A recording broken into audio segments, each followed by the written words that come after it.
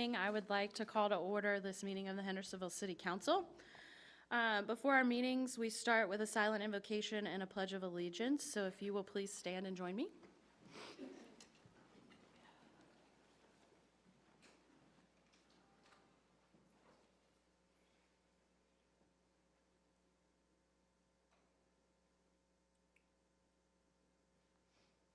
I pledge allegiance to the flag of the United States of America and to the republic for which it stands, one nation, under God, indivisible, with liberty and justice for all. Thank you. Next, we have public comment. It looks like we have 6 people signed up in the room for public comment. Is there anyone online who wishes to speak? No. Okay. So let's say 1, 2, 3, 4, 5, 6, a minute and a half each. And just remember when you come up to the podium that you say your name and your address for the clerk's records. First up is Virginia Teagle.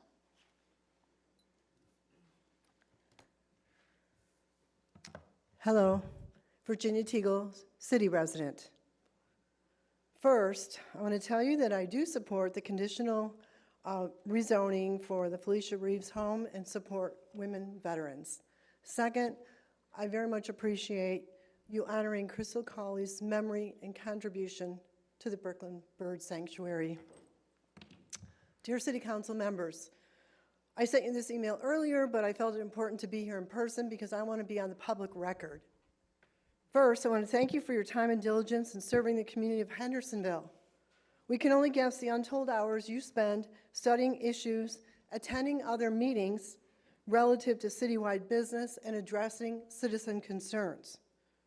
My main objective in writing to you at this time is in response to the audience given to individuals associated with Color Us United at the City Council meeting on August 28.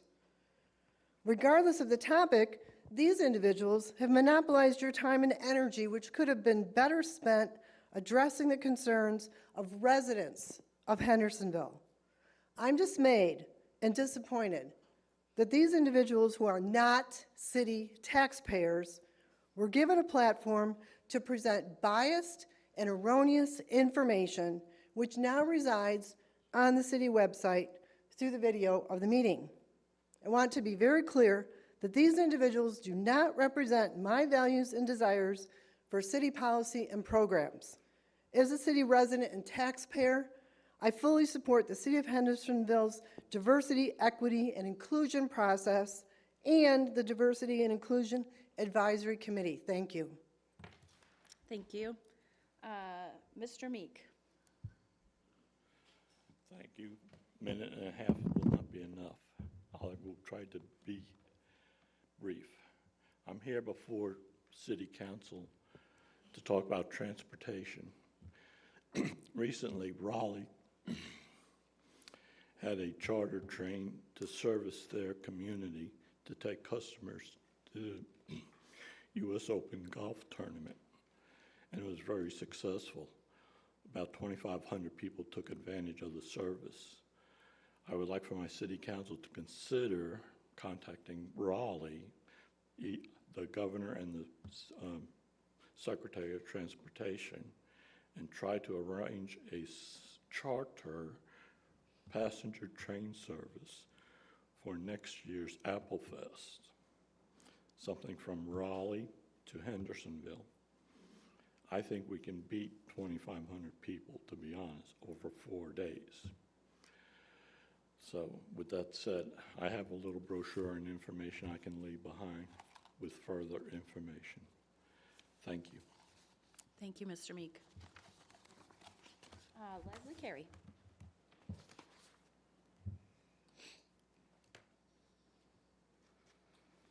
Hi, thank you, City Council. Leslie Carey, Hendersonville resident. I'm also here to thank you for having a DEI advisory board and its response, also my response for last week's presentation. Equal rights for others does not mean fewer rights for you. It's not pie. That's one of my favorite quotes by Jesse Williams. Diversity, equity, and inclusion means recognizing differences and respecting all peoples regardless of their backgrounds. And seeing that we're different, it's not a bad thing. So there shouldn't be negative connotations until some folks make it that. We've had a lot of different examples in our community to make sure everyone feels like they belong. For instance, we have a new playground at Jackson Park. It's an inclusive playground. That means adjustments were made to the typical playscape so that children with different types of abilities could enjoy the playground. It has not taken away from more able-bodied children. In fact, more kids and parents can play, have fun, and connect. The city has also recognized Kwanzaa, lots of different artwork with different mediums and expressions, a lot of different events from the Latinx community with Ola Carolina events. Our Christmas display and parade is for everybody to enjoy. And I think that's wonderful about Henderson County, that we have so many different ways to connect, learn, and celebrate with other people. So I'm thankful the city has invested in all of its residents this way. Thank you. Colby Corn.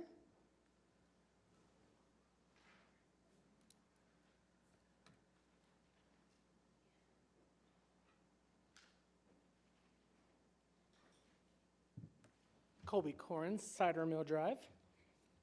I want to begin by expressing my gratitude to this body of elected officials.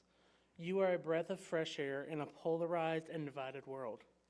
The way you work together for the better of our beautiful city is truly inspiring.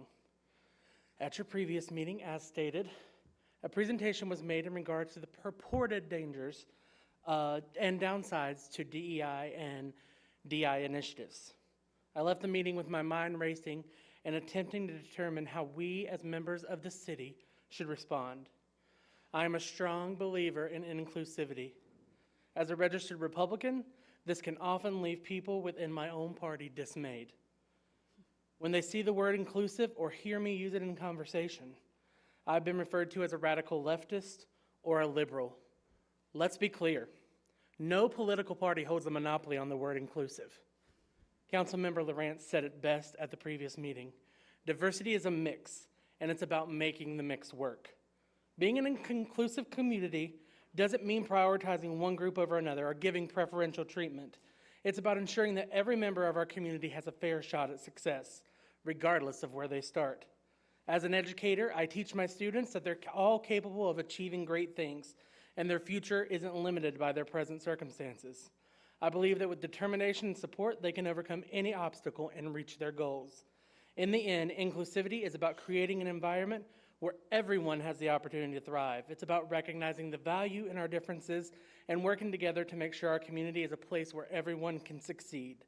I believe our city does this without reservation or hesitation and works to ensure every citizen feels represented. I, for one, appreciate this, and it makes me proud to call our beautiful city home. Thank you. Thank you. Gina Baxter.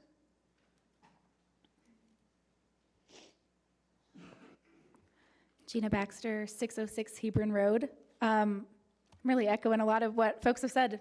But first, I want to thank you all for your time and for all the work that you do for the community.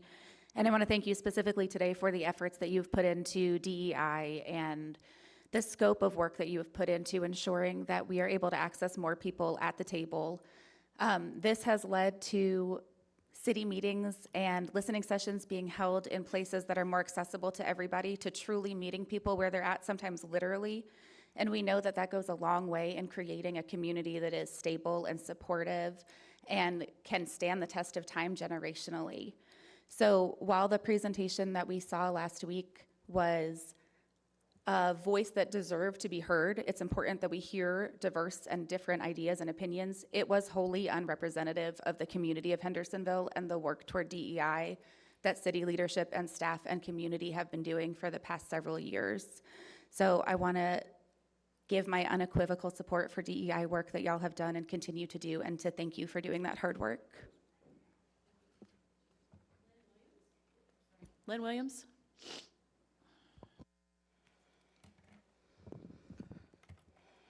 Good evening. Lynn Williams, Chadwick Avenue. Thank you for your time. I wanted to express my support for Mr. Meeks's initiative about the charter passenger train next year. I think that's a really insightful project, excuse me. And one of the points I heard him say was that Apple Festival potentially brought in more people than the US Open had traffic there at their event. I think that's important as well. It's a huge anchor in our community as farming is in our heritage. It is part of our fabric. Once again, I was at the Farmland Preservation Task Force meeting this past week, and there was conversation again about forced annexation, and I did present the ideas that you said here, and then there was a response about how the city and the county could work together to unite around an updated 2010 agricultural preservation farmland plan, which I believe is one of your goals in the comp plan, especially in regards to the EJT. How can we preserve our farmland in the EJT? Someone also mentioned the quote, right now the EJT is experiencing taxation without representation, which is what started a war here 200 years ago. Let's see, we must preserve our farmland through this emerging farmland preservation easement program the county is setting up in conjunction with the state. This will help to ensure our economic success. Also working with the Partnership for Economic Development in the partnership with conservation groups and Soil and Water, who will be holding the easement deeds.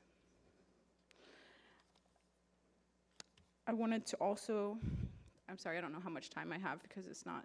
It's expired. It is?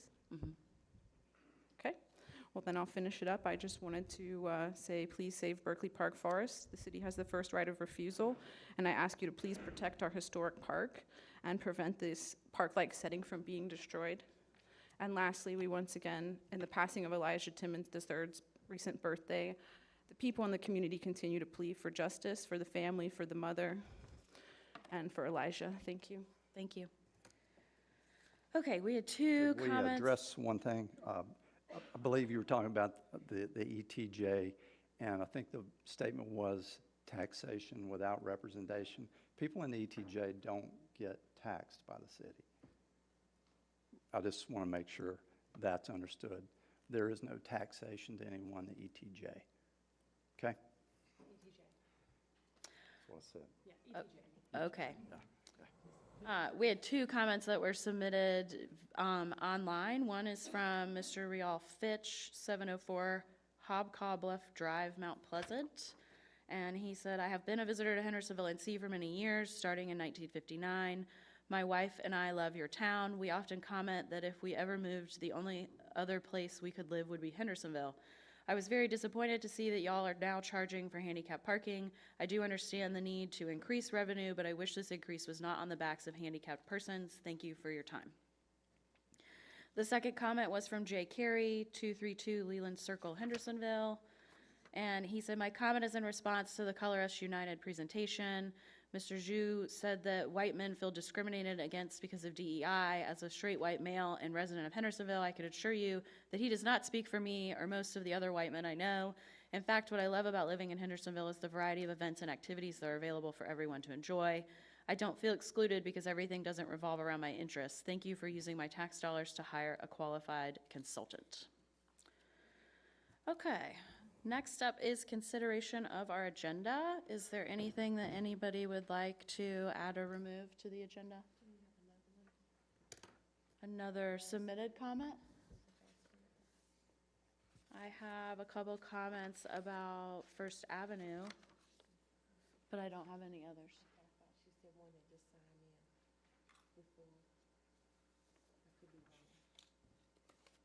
Was there anybody else that wanted to speak at public comment? I think we got them. Okay, consideration of the agenda. Is there anything that anybody would like to add or remove to the agenda or a motion? I move that the city council approve the agenda as presented. Okay, all those in favor of approving the agenda as presented, say aye. Aye. Any nays? Okay, we have our agenda. Next up is our consent agenda. Is there anything that anybody would like to have moved from the consent agenda to our regular agenda? If not, a motion to approve. Madam Pro Temp, I move that the city council approve the consent agenda as presented. Okay, all those in favor of approving the consent agenda items as presented, say aye. Aye. Any nays? And all of that business is taken care of. Thank you. Okay, next up, we have a couple of proclamations.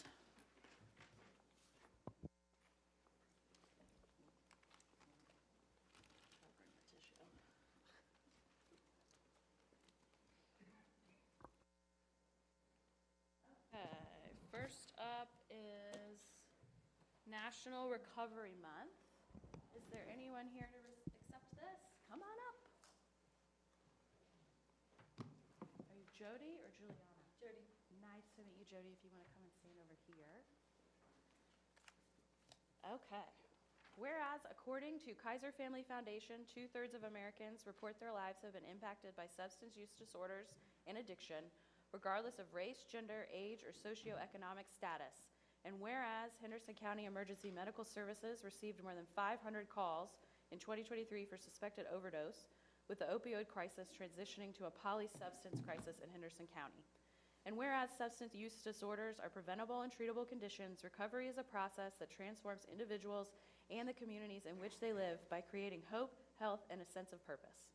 And whereas the focus of Recovery Month in September is to celebrate all people that make the journey of recovery, to increase awareness and understanding of substance use disorders, to show respect and support for those in recovery, as well as those who have helped them obtain treatment, to highlight the importance of evidence-based treatment and recovery practices. And whereas North Carolina is receiving $1.5 billion in opioid settlement funds over 16 years, of which Henderson County is receiving $16 million, to bring resources to our community harmed by the opioid epidemic, and to increase options for recovery treatment and support services. And now, therefore, be it proclaimed, we, Hendersonville City Council, do hereby proclaim September 2024 as Recovery Month. As the governing body for the city of Hendersonville, North Carolina, we call upon the citizens, government agencies, public and private institutions, businesses and schools to commit our community to work together to end the stigma of substance use disorders and addiction with increased awareness and understanding, and support those in their journey of recovery. Henderson County's Substance Misuse Action Team will have a community event dedicated to challenging substance use stigma and celebrate the journey of recovery on Tuesday, September 17th, 2024, from 5:30 to 7:30 at Grace Lutheran Church. Thank you. Thank you. Is there anything that you'd like to say? Yes, we've got a flyer about the event. I left a stack of them on the table. It's a community event, and there's a QR code to register. And feel free to take one. If you need more, just let me know. Okay. Thank you. This is for you. Thank you.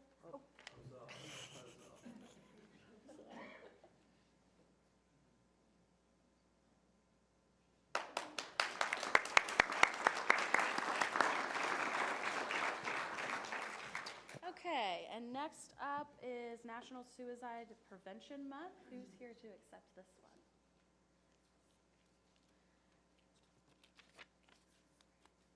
Okay. Juliana? Stacy. Stacy, okay. That's Juliana. Oh, hi. All right. Whereas suicide is a significant public health problem, claiming the lives of 26 individuals in Henderson County in 2023, according to NC Detect, the highest number since 2015, and contributing to a tragic national toll expected to surpass 50,000 deaths for the first time in 2023. And whereas one person dies by suicide every 10.6 minutes in the United States, making it the 11th leading cause of death in the country and one of the most preventable causes. And whereas men are 4 times more likely to die by suicide, with 22 out of the 26 suicide deaths in Henderson County in 2023 being men. And whereas Henderson County is creating a suicide postvention response team to offer support to families in the community as they navigate the challenges of prolonged grief and loss, demonstrating our commitment to comprehensive suicide prevention and response efforts. And whereas the Henderson County Department of Public Health, in collaboration with the Hope Coalition, is committed to implementing evidence-based suicide prevention strategies, including the launch of Safe September, which promotes awareness that suicide is preventable and provides community members with life-saving resources such as gun locks and medicine lock pouches. And whereas the public is invited to attend a question, persuade, refer suicide prevention training event hosted by the Henderson County Department of Public Health on September 13th, 2024, to further empower our community with the knowledge and tools necessary to prevent suicide and save lives. And whereas World Suicide Prevention Day on September 10th and National Suicide Prevention Month in September provide an opportunity for Henderson County to join the global and national movements to raise awareness about suicide, honor those who have been affected by suicide, and promote the message that suicide is preventable. Now therefore be it proclaimed, we the City of Hendersonville City Council do hereby proclaim September 10th, 2024 as World Suicide Prevention Day and September 2024 as National Suicide Prevention Month in the City of Hendersonville. We call upon all citizens, government agencies, public and private institutions, businesses and schools in the City of Hendersonville to work together to prevent suicide, offer support to those who have lost loved ones, and promote hope, health, and safety for all. It's a lot of words. It is a lot of words. Is there anything you'd like to share? Thank you. Thank you to the council for helping us spread awareness about this really important topic. You did mention in the proclamation about lots of events that are happening in September, and I just want to let everyone know that on the health department's website is a list of all of those events, and we hope to see you out. Great. Thank you so much.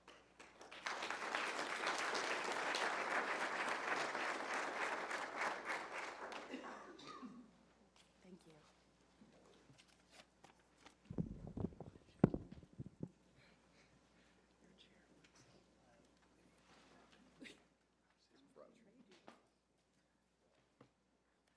Those are both very heavy and very serious topics that I know have touched my life, so I'm sure they've touched many others' lives in this room.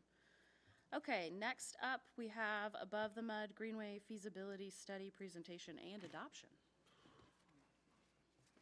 Evening, Council.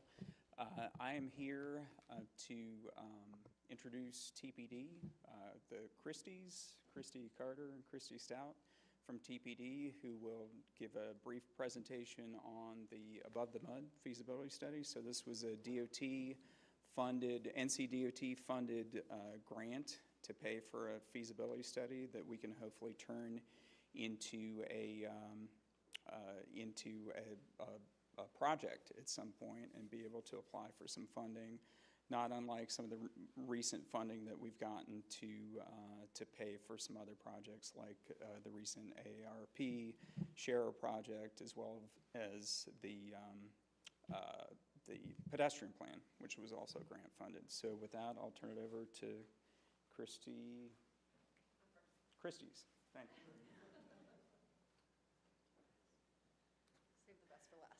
We're slowly becoming one person, and it kind of scares me. Council, thank you for having us tonight. I'm Christy Carter. I'm the K-Risty of the Christies, and I do have gum in my mouth, and I'm going to apologize in advance for that, but my throat is coffee, and I'm trying not to do that while I talk to you. So I'm just going to talk you through the orientation, and then Christy, the other Christy, the C-Risty, is going to take you through the actual details, and then we'll get to why it's important to actually adopt the feasibility study. So just quickly what I'll talk about, I'll give you a summary of the plan document, talk about some of the comments that we had, what does adoption look like, and then what are the next steps for the city. And just to talk about where we've been, we started this about a year ago, a little over a year ago, and it's taken us a while. We had to have a lot of just detailed conversations about this particular project, but we went through existing conditions. We kind of threw all of the routes that we thought were possible out on the table and looked at those, then made some recommendations, and now we're coming to you with the implementation plan and the final study. Excuse me. And just the goals of the project were, how do we enhance safety? How do we expand Hendersonville's mobility and transportation choices? How do we think about transportation through the lens of equity? And how do we alleviate traffic congestion? And you'll notice those are a little transportation heavy. It is an NCDOT funded plan, so they tend to be, but we also know that with Greenway projects, there are lots of other benefits, public health benefits, recreation benefits, in addition to the transportation benefits. I went the wrong way. So just to talk about the study area, and then Christy will talk about the details. The goal was to connect where the current Augusta Trail is going to end and get to Jackson Park. But as you'll see, as we've worked through this, it makes sense to figure out how to connect to Jackson Park and to 7th. And so we'll talk about how those options can happen, and I'll hand it to Christy.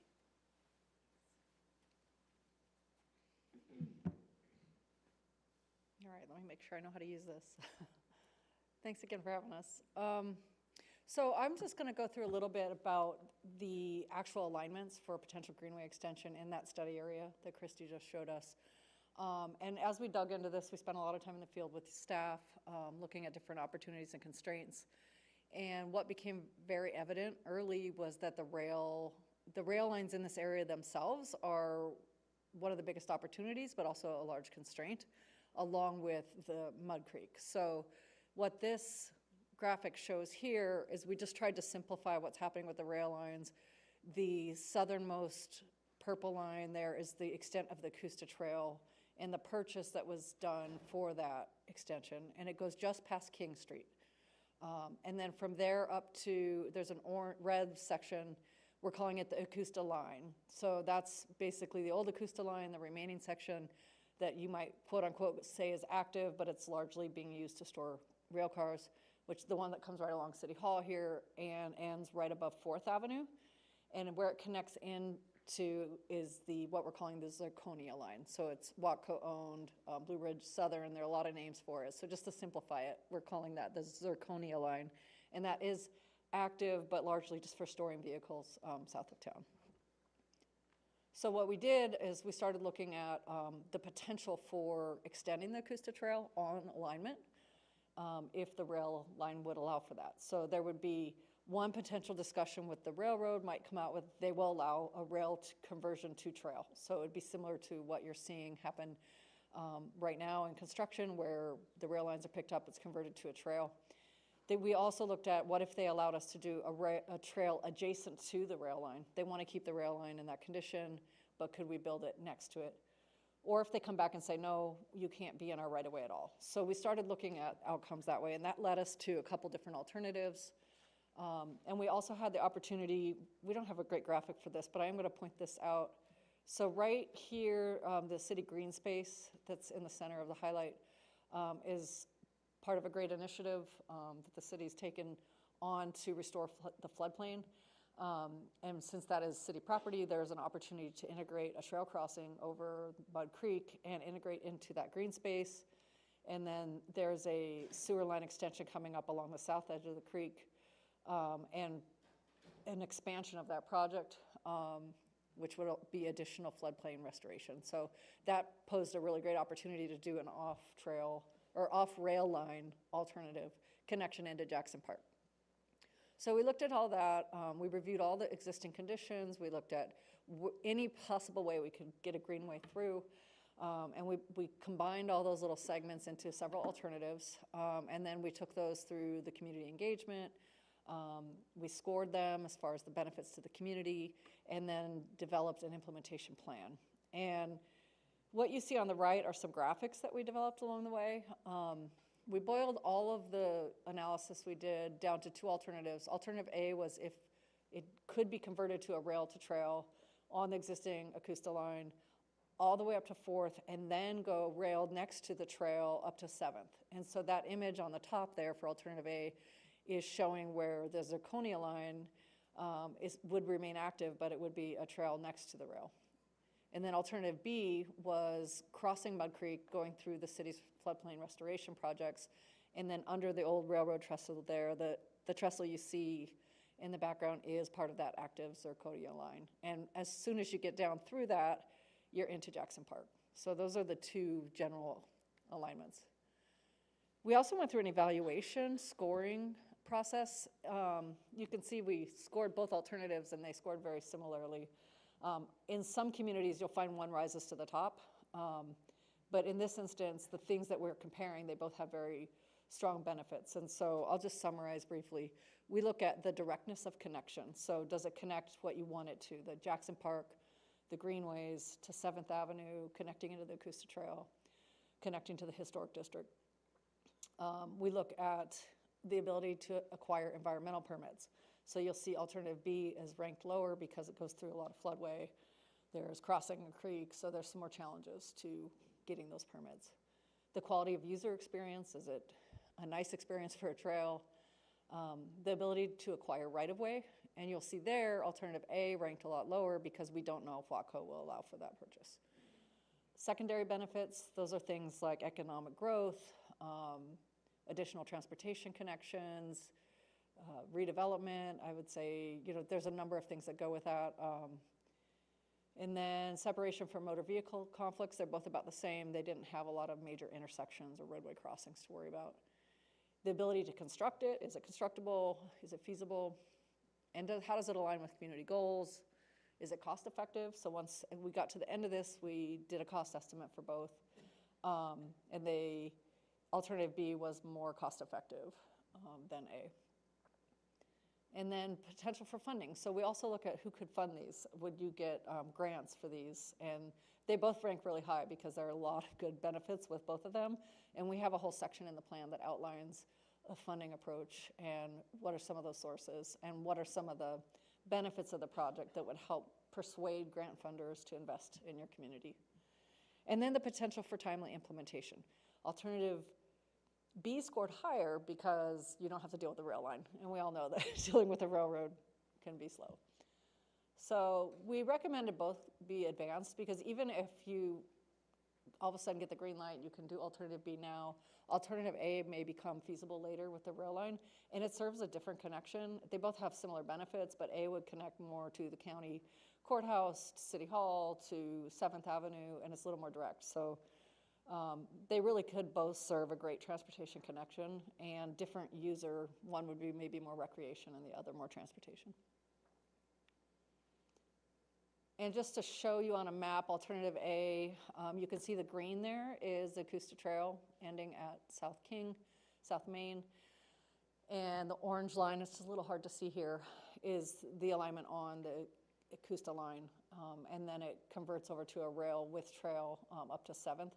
And in both options, we included a side path, like a greenway, 12-foot greenway between Jackson Park and William Street and the Acosta line, so that final connection can be made. So if you can get to 4th Avenue on the Acosta line, you still need to be able to get to the Ocklawaha Greenway. So that section is included in both alternatives. And I'm not going to go through all the details on these sheets, but if you want to dive deeper into what's involved in each of the alignments, these are called our project cut sheets, and they have graphics like this one you see at the bottom there that shows the train line with the trail next to it. It talks about the length, how many bridges are needed, how many roads get crossed, potential permitting.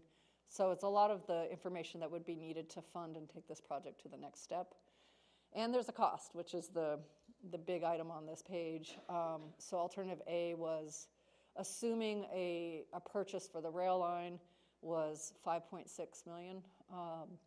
And that's assumed that rail line purchase is just an estimate based on 2 different negotiations in our region.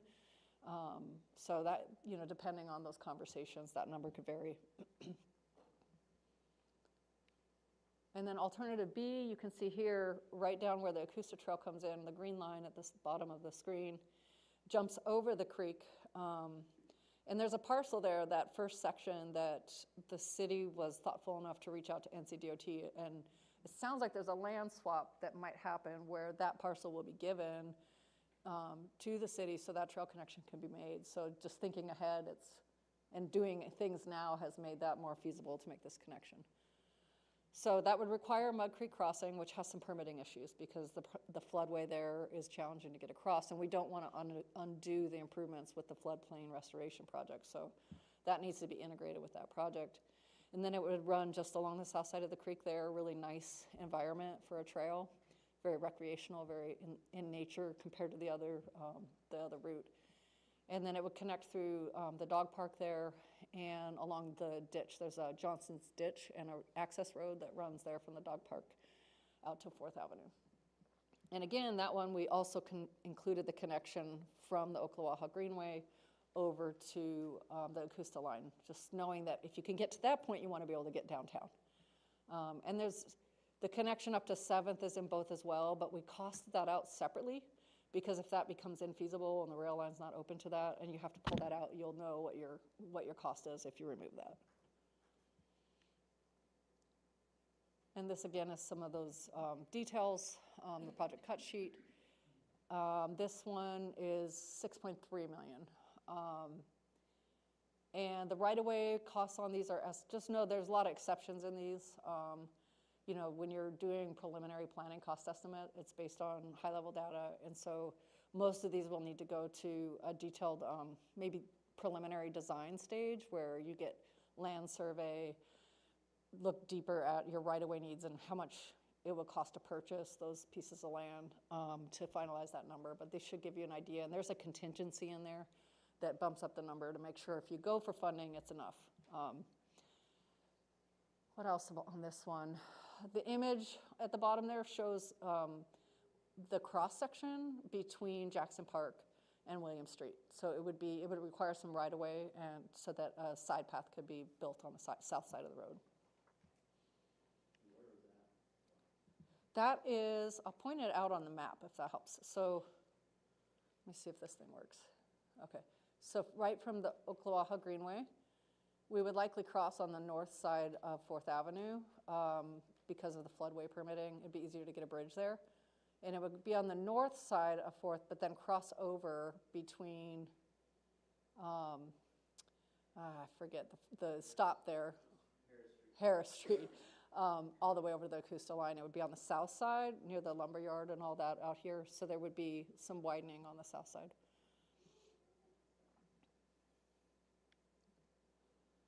Before I move on, are there any questions on the alignments and where they go? I just want to make sure. Okay. So we took those and we baked it into a plan on how you implement these things. And we gave a few items that are early implementation that are really important now. So we know it's going to take a long time to deal with the railroad. So we're suggesting that coordination begin as soon as possible. I think working with the county is really important on anything that goes through Jackson Park. So the dog park adjustments and how do we connect through the park to the Ocklawaha Greenway is very important. And then beginning to seek grants to do that preliminary engineering so you can refine your costs and easements and secure your right-of-way. So some of those priorities are the Mud Creek Bridge. That one's time sensitive because if it can be combined with the floodplain restoration projects, it's more feasible to get a bridge there because you can offset impacts a little bit more efficiently. So that one's very time sensitive. Alternative B have segments that overlap with other city projects, so that being the floodplain restoration. So you can phase these. Many of them are standalone. So if you can build as you go, they still have value until the final connection's made. So we added that into our plan. And so I'm going to turn it back to Christy to talk through if you all had comments on the plan. Yeah, I think that's it. Why don't you stay up here in case there are questions? Okay, yeah. So in talking with Brent, what we are asking for is for the adoption in part because of that funding piece. It's better for Brent and his team to go and say this is an adopted plan by council. So I think that's why we were bringing that to you tonight. And then just the obvious next step is those early action steps that Christy covered. And so unless you all have questions, that is all we have. Go back to the map just in case. I have a couple questions, if that's okay. When we're talking about like this spot, like prioritization, and so do the funding differentials make a huge difference in that? Because In I the think spot we're ranked pretty prioritization? high already, right, for that project? And so I guess whichever one, but neither one of the option A or B would necessarily change where that position would be, or would it? For which project? For the roundabout or So spot prioritization for which project? Yeah. It's the spot 7.0. prioritization. Yeah, it's been preliminary ranked. I think by DOT it's 4th. We were just This told by particular project this was? this project is. Oh, nice. And so if it makes the cut, if there's funding available, we could be in line for funding. So I had a discussion with Tristan Winkler from the MPO, and they could adjust Okay. that number. So I think what you're talking about is the number that was in that is lower than. Yeah, I just Exactly. didn't know if we were adopting it, if we needed to have some sort of preference over one plan or One the versus other the other. to not affect where it was ranked. No, Okay. I don't. think so. I gave Tristan both of those numbers so they can make the adjustment. Now, if you do get funding, you might have to decide which one to Yes. take first, and that will Yes. be largely dependent upon the railroad's response. I have faith we're gonna get it. All right. I like your faith. Do we have any other questions?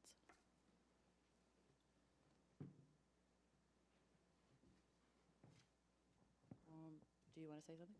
Oh, I would love to. I move the city council. Just confirming, you would like a motion to adopt the feasibility study? Yep. Okay.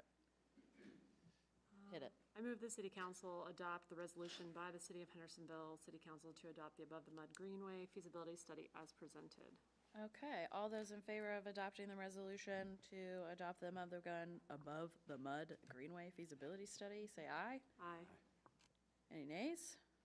It is adopted. All right, great. Thank you very much. Thanks for having us.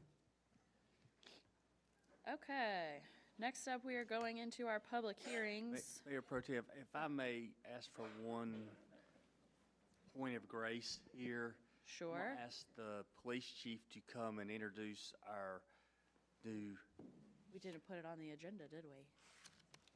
no, but I think our parliamentarian is out of town, so I would I'll like. allow it.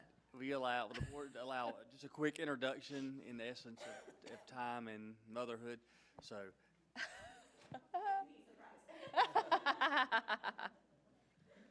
Tori, you want to come on up? You can bring Eloise too if you want there.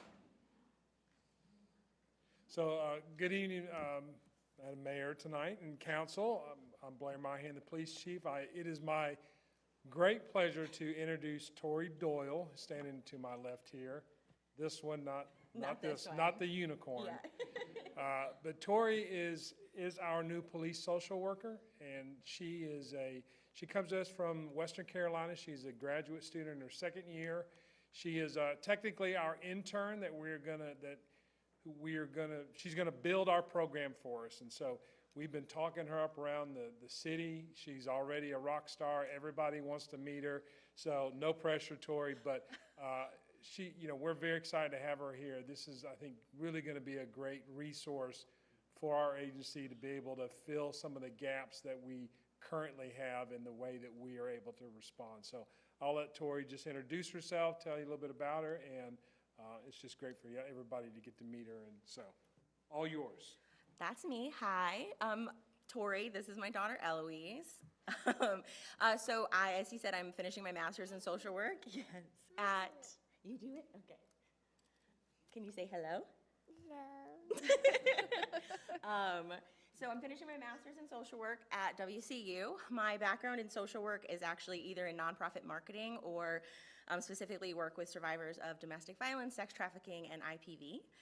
I have been working with a program that does embed these social workers for the last year. So while this is my first department where I'll be starting the social work program, I am back and front familiar with community care, what the goals are, what the process looks like, and I would say just because the city of Hendersonville has been so welcoming and there is some real buzz around this position, I have had no trouble meeting a ton of resources and community stakeholders already. I would say that I don't want to make any promises, but I think that the program, we're moving slowly to make sure it's done right, but I do think because of how welcome I've been, we should be able to start seeing a little bit of co-response this semester, this year, so at least taking some referrals and things like that, so. Well, we're very excited that you're here. It's nice to officially meet you and Eloise. Yes, thank you. I bring her with me when I first meet because it makes people like me more, so. Okay. Just a little cushion.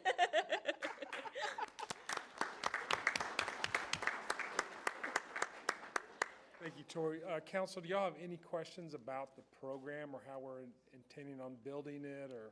How would you know? She's going to do it. That's exactly right. She said, what are your expectations? I said, I've never done this before, so you get to kind of build it however you want, but we're going to work over the next 2 semesters to build this program. And I've tried to take the pressure off and say, there's no rush.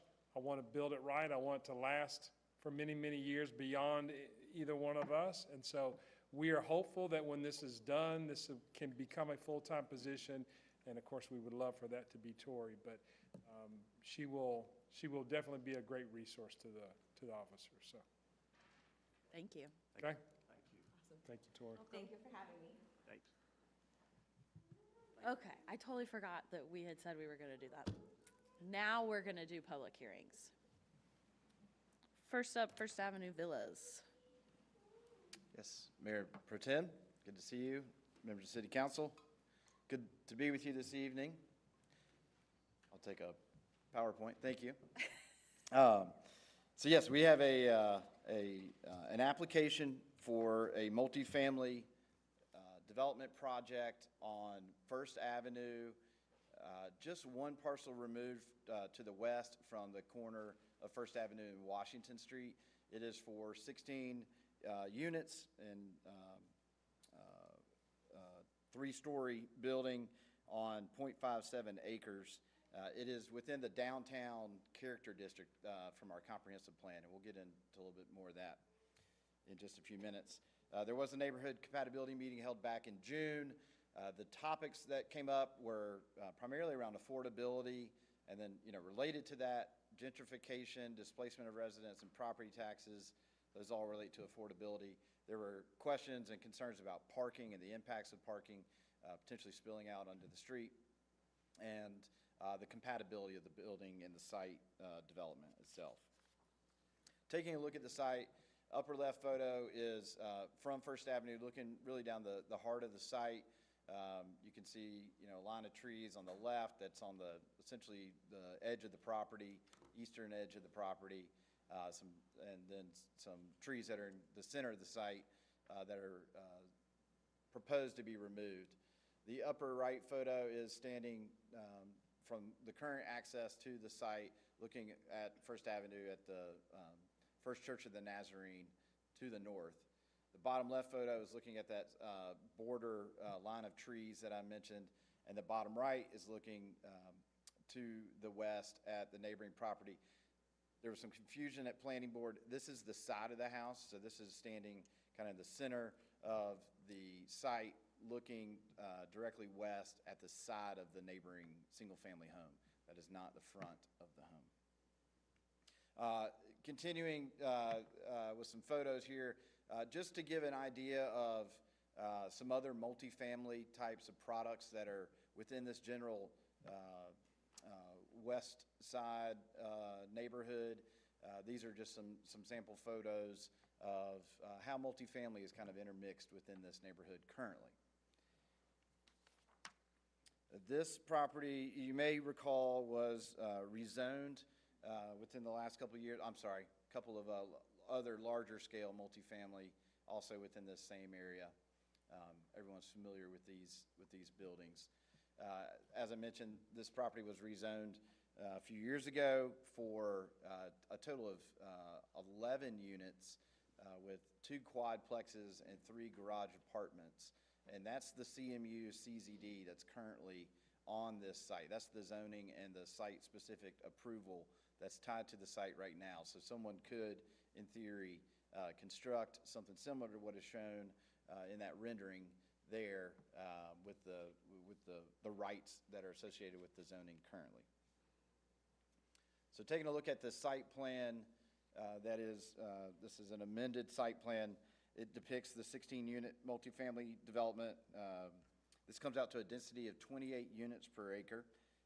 It is for 2 structures, each with a footprint of 2,432 square feet, and the gross floor area being 18,832 square feet.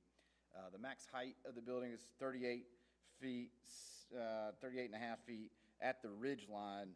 And of course, the city zoning code on a gabled roof measures to the midpoint. So the height from the ground elevation would be 34 and a half feet. There's one access point coming off of First Avenue at the center of the site. There are a total of 18 on-site parking spaces provided, They are also providing or propose to provide 13 on-street parking spaces, and I've got a slide on that. That was agreed upon as a condition. Staff is recommending a fee in lieu of sidewalks on this side of First Avenue because there is a continuous sidewalk on the north side. And again, those on-street parking spaces I mentioned would help buffer that sidewalk and, you know, the likelihood of getting privately funded sidewalk projects all along First Avenue when we already have one side covered anytime in the near future when we have so many other needs across the city is unlikely. So we're recommending a fee in lieu. Landscaping around the site is going to require vehicular use area landscaping, buffering, planting strips, street trees, and urban open space plantings. This most recent submittal shows 9 trees along the eastern boundary being preserved, and then the specifics on tree preservation are yet to be determined, or a little uncertain at this time, but we do have the requirements that are within our zoning ordinance, should this move forward to final site plan. The outstanding comments that we had going into planning board have all been resolved. I will note that the planning board recommended a condition that the entire parking area, the impervious area, be constructed out of pervious materials, and this site plan does show that area being expanded. So this area was added between planning board and tonight to expand the pervious area. And we've got building revised elevations here. This shows the 3-story building. It's got board and batten cementitious siding for the building material. The developer is proposing balconies on the 2nd and 3rd floor. You can see those balconies, a patio on the 1st floor on those outer facades. And then they've revised their roof line from the initial submittal as well. This is the rear. At the top is the rear of the site. You can see the underground parking on the 1st floor, and then or 1st floor parking under the 2nd and 3rd floors at the rear. And then you can see the courtyard view. If you were standing on the interior between the two buildings, that's what that view would look like. I've also provided the floor plan if we need to refer to that, give you an idea of what's being proposed for the layout. Then I'll go over some conditions that have been worked through. All of the first 7 conditions these come from the site plan that's been submitted. So the developer is agreeing to this and putting them on the site plan. These were all initiated by staff, addressing some of the shortcomings related to design considerations, privacy considerations, and compatibility with the surrounding neighborhood. And then the developer has proposed one condition where the 12 by 40 loading zone that's required by code, they have it encroaching onto the sidewalk, so there'd be a kind of a shared space for both the loading zone and the sidewalk. So they've asked for that relief from the typical requirements in the zoning code. I mentioned the on-street parking. This is, so here's the edge of the site. We had asked them to bear the expense of striping as many on-street parking spaces as they could fit between the access to the church parking lot and as close as they can come to the intersection and meet our clearance requirements. And so that they came up with 13 parking spaces there. That continues the pattern of on-street parking that is east of Washington Street, going back towards Church Street. Parking is on the north side of First Avenue. So now as you cross Washington Street, you would have continued delineated parking spaces. On-street parking is permitted on First Avenue. This would delineate, and this would be public parking. And again, I mentioned that when you have on-street parking and you have a sidewalk, that extra space and the physical barrier, if cars are parked there, presents an extra buffer and safety element for pedestrians. The bottom, I mentioned some of the conditions here.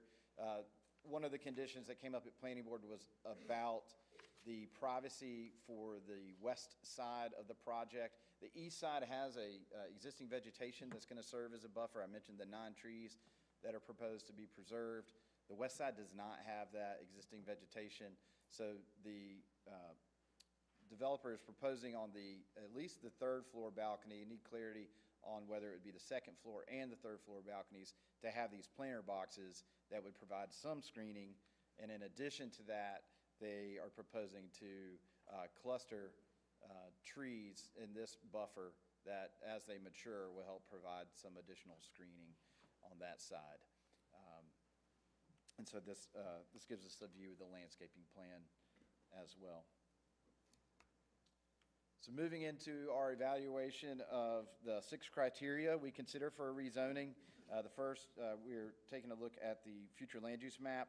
The subject property is designated as downtown in the future land use and conservation map in the Gen H comprehensive plan. The downtown character area encompasses all the properties to the east of the subject parcel, and the first 2 parcels to the west of the subject property are designated as downtown. The designation then transitions to multi-generational living, which is the orange area there, and open space and conservation 1, which is regulated, and open space recreation are to the south of the subject property along the Wash Creek floodplain. Continuing our consideration of the comprehensive plan, staff has found that the petition and the site plan are generally consistent with the Gen H comprehensive plan, the future land use map, the character area description as it relates to the downtown character area. The Long Range Planning Committee reviewed this assessment of the comprehensive plan, and they concurred with staff's analysis. Additionally, they supported some of the conditions that staff came up with that were addressing areas of inconsistency that staff had identified. And these were further supported by Planning Board before coming to you tonight. Taking a look at the second criteria for compatibility, we'll start with reviewing the current land use and zoning map. The subject property is currently zoned CMU CZD, located within the city limits. The property is on the edge of the CMU zoning, which is located around the periphery of downtown. CMU zoning is immediately adjacent to the subject property to the east and north, and the CMU zone property to the north is the First Church of the Nazarene.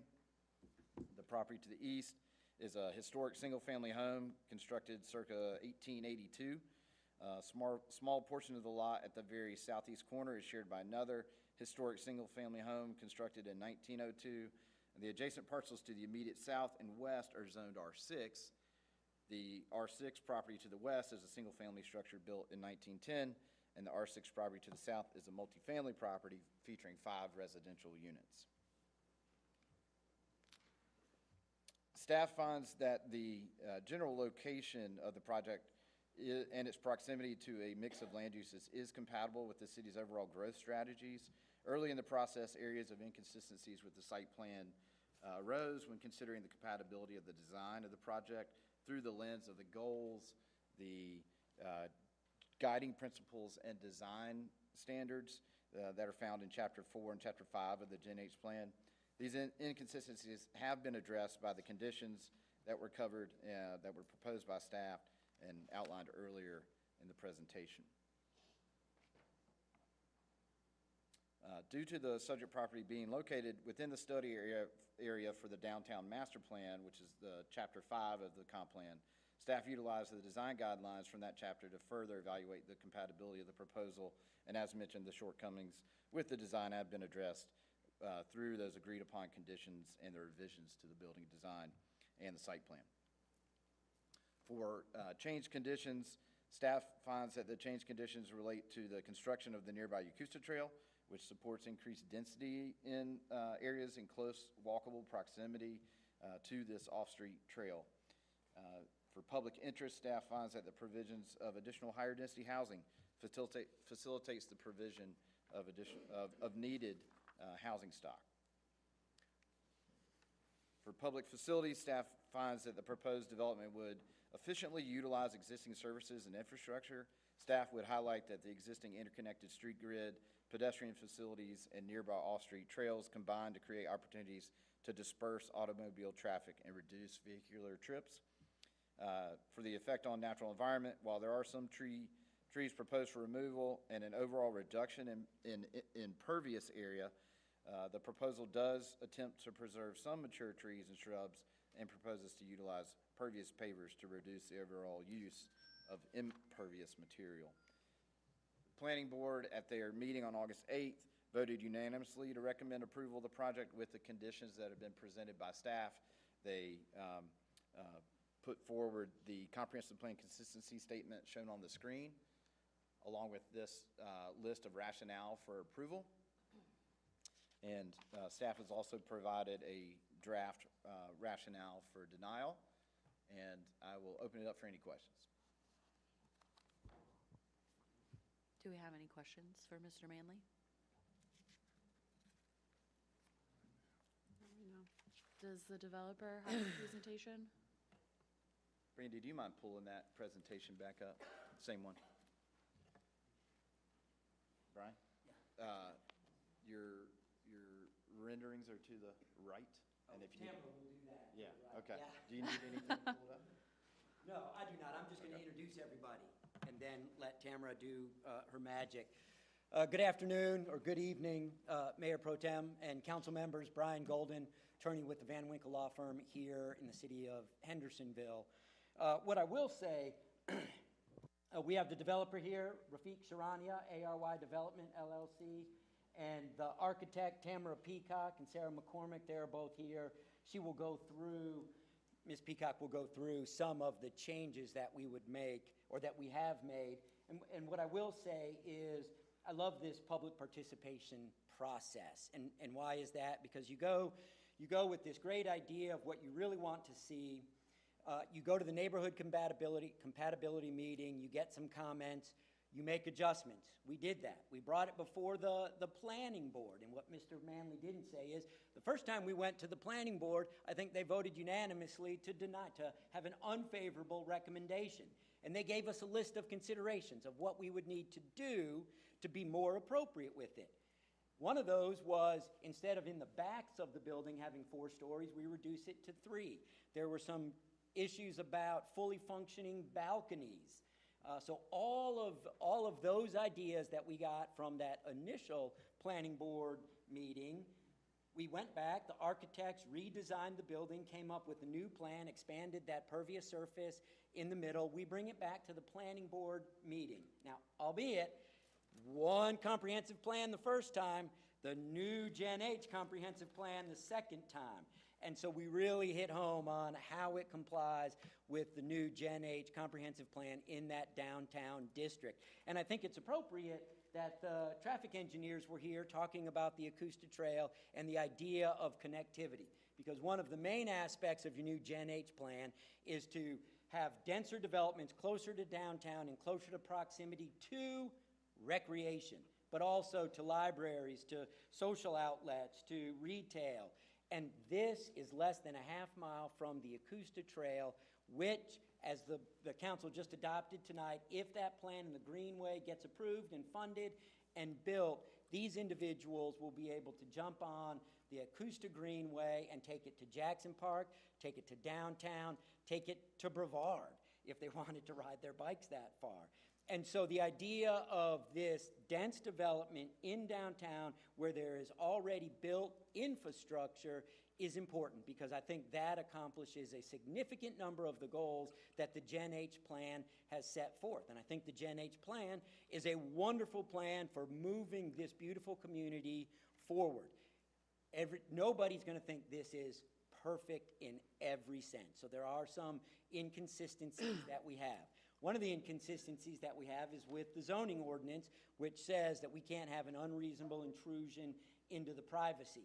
And if you look at that provision of your zoning ordinance, it has a balance of maximizing privacy for the individual residents, but minimizing intrusion into the privacy of the adjoining property. And really, so if you think about it, what's maximum privacy for the residents and maximum or minimum intrusion for the adjoining properties? It would be to have no balconies on that one east side of the property.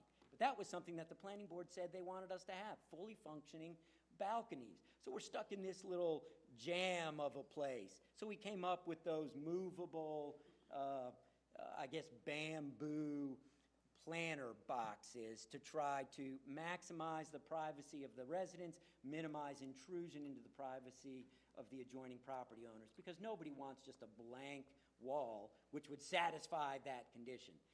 And so the developer with Ms. Peacock, and I'm sorry I've taken longer, I'm going to turn it over to you, have done a wonderful job. I love to hear myself talk.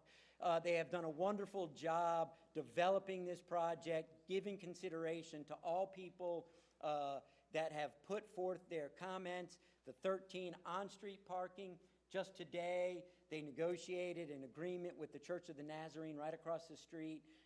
It hasn't been inked yet because we're still working on approval here, but they're allowing us to share in their parking on days that it's not in use. So there'll be off-street parking across the street. There's 18 parking here for 16 units, and we will ultimately come back and ask you for approval of this project. But right now, Ms. Peacock, come on up.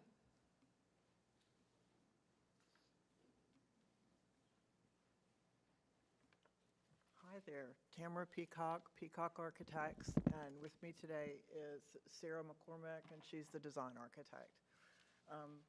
Well, many of you might know, we got relocated to our new office since we had the fire over on First Avenue, so now we're at 129 3rd Avenue West. Well, when we first started on this project, we were really excited about it because the infill issue with how to get residential units downtown has been like a huge issue on the planning board and with all of the outreach and things that we've done.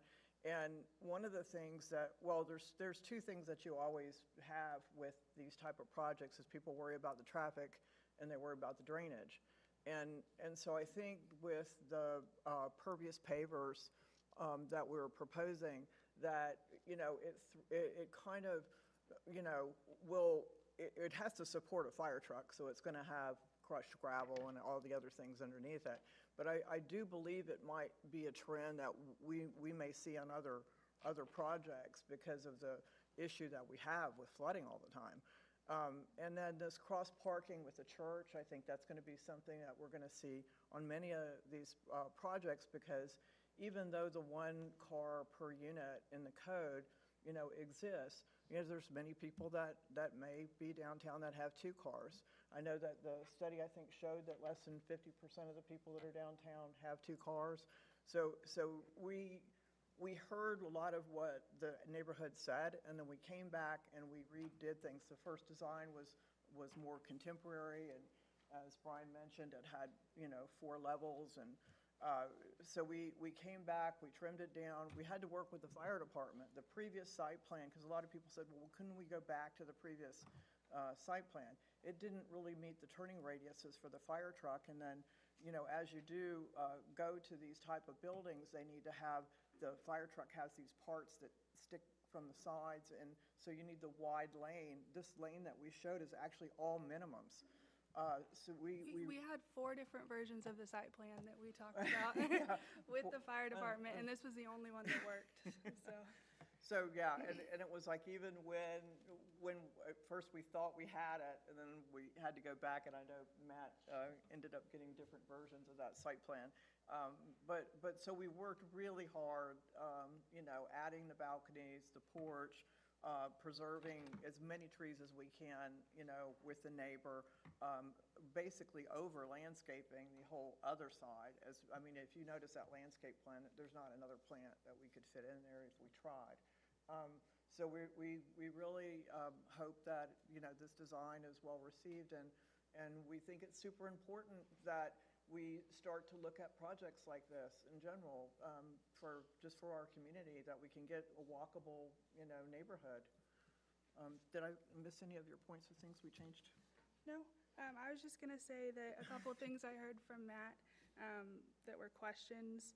The pervious pavers that don't go into the parking in the back, you can see on either side, we did for accessibility reasons, just in case someone in a wheelchair needs to use one of the non-handicap spaces, they're still able to roll across it. And then also convenience, like women wearing heels, they're going to get caught in in the pavers, so we wanted to provide a smooth surface in the back.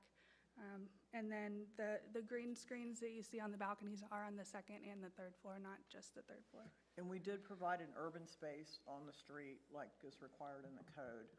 So we're trying to connect those patios with the street, and that's reminiscent of like the historic homes that we believe will stay there, you know, because they are some significant architectural contributions to our whole fabric of downtown.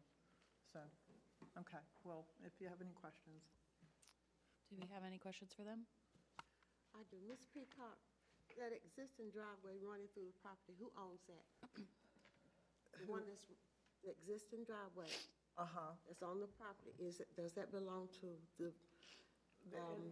them, or does it belong Our client. Yeah, but they've been using it, but it's part of this. There's no easement or anything for that existing Okay, driveway. will they be able to continue using it to have access to those apartments in the back? I mean, are you going to allow them to have the right of way, or they're going to have to try and come a different direction? That building has driveways on the other street, on the other side. Right, but it also has 3 carports in there.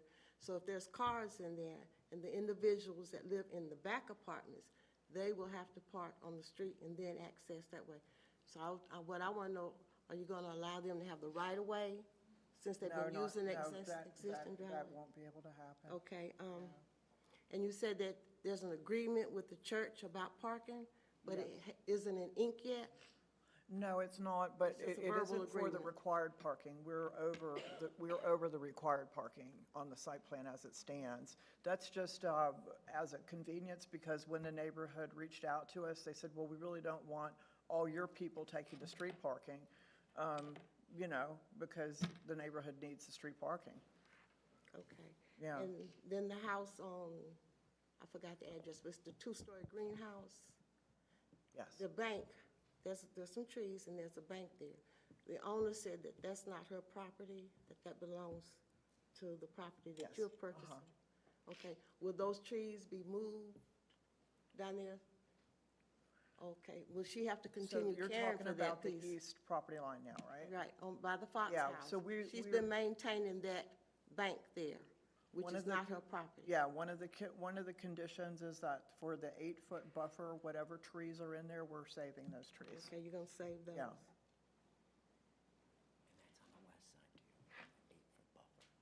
On the way. Oh, on the east side. Yeah, On the east side. east is Are you where talking big- about the big greenhouse trees. is on the west side? The greenhouse on the west side, that's what I'm talking about. That's what you're talking about? Yeah, Right, now there's- that we're planting a buffer. There's a bank there, maybe not quite 8 feet, trees.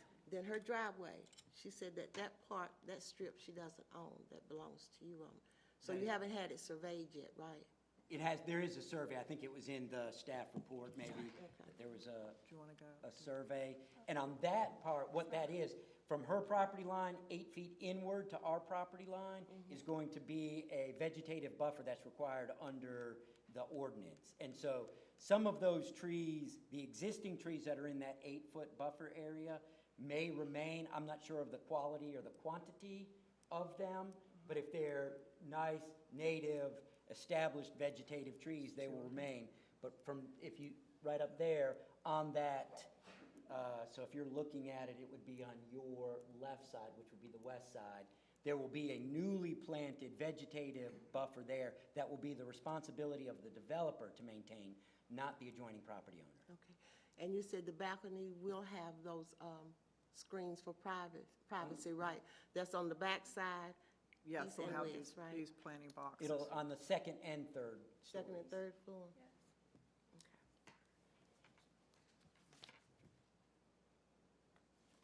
Thank you. And I do think one of the conditions, Mr. Manley said it, he said the conditions on the east side preservation of the tree buffer are still not quite solid. What we would propose as a condition on the east side of the tree buffer is to preserve all of the existing established trees that are within that 8-foot setback, right? So the ordinance requires us to have a vegetative buffer from the property line measured 8 feet. If there are those large established trees, we're going to leave all of those there. And I think it amounts to 8 trees. One of the 9 trees that Mr. Manley showed was inside of the, or at least the root system was inside of the area of disturbance. And so we would seek the advice of an arborist to see if the damage was too extensive to leave it. So it would be, and we would be acceptable to a condition that says all of those trees on that east side that are inside that 8-foot buffer, all of the existing trees in that 8-foot buffer remain, to provide the, you know, to prevent unreasonable interference with joining neighbor's property. Okay. So thank you. Oh, and there were 25 parking spaces in the church's parking lot.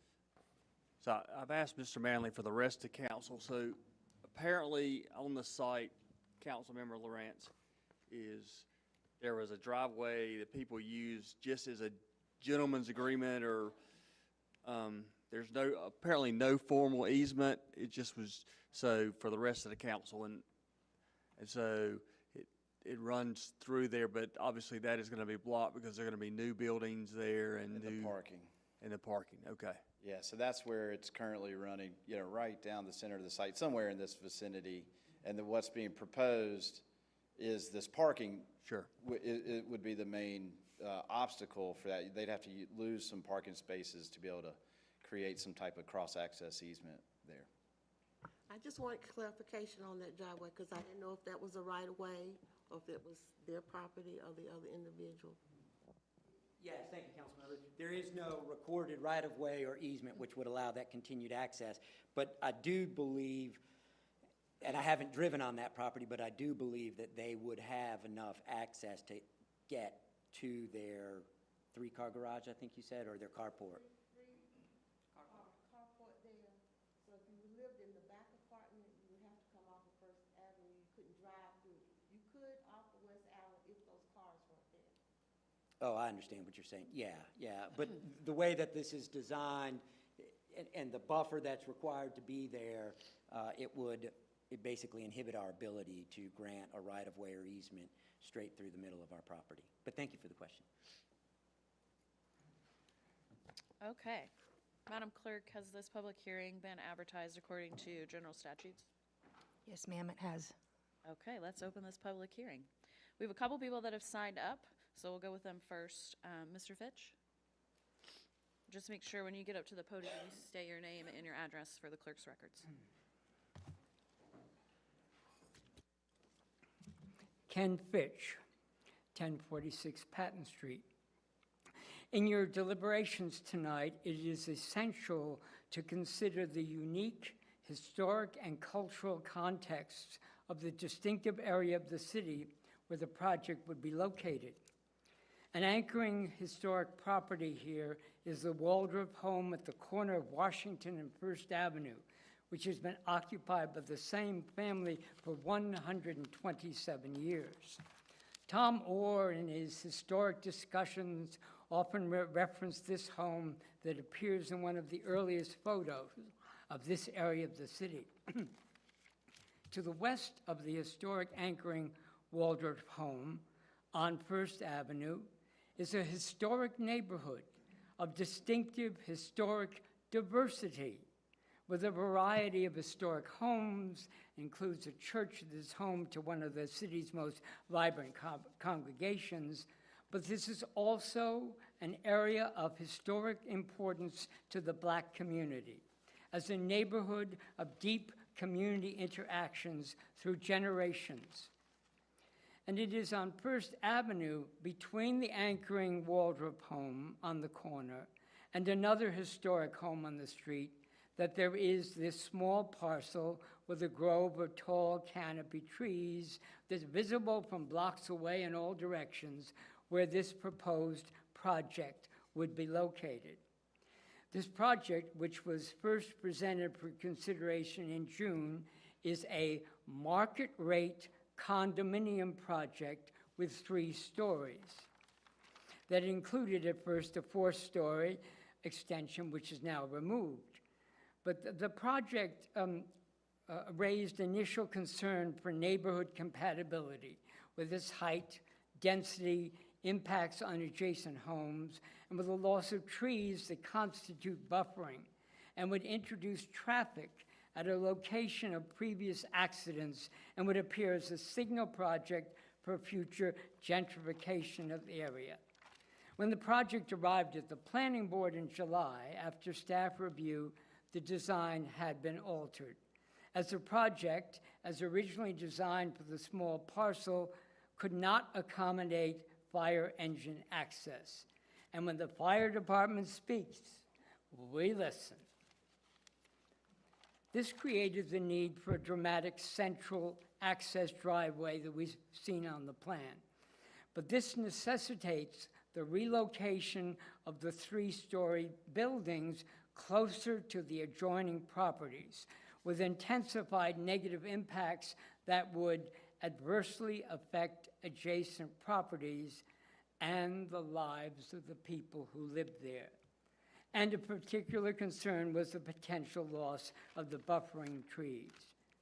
The planning board, in a unanimous decision, rejected the proposal for its incompatibility. But then, the final draft of the Gen H comp plan appeared and was approved by council.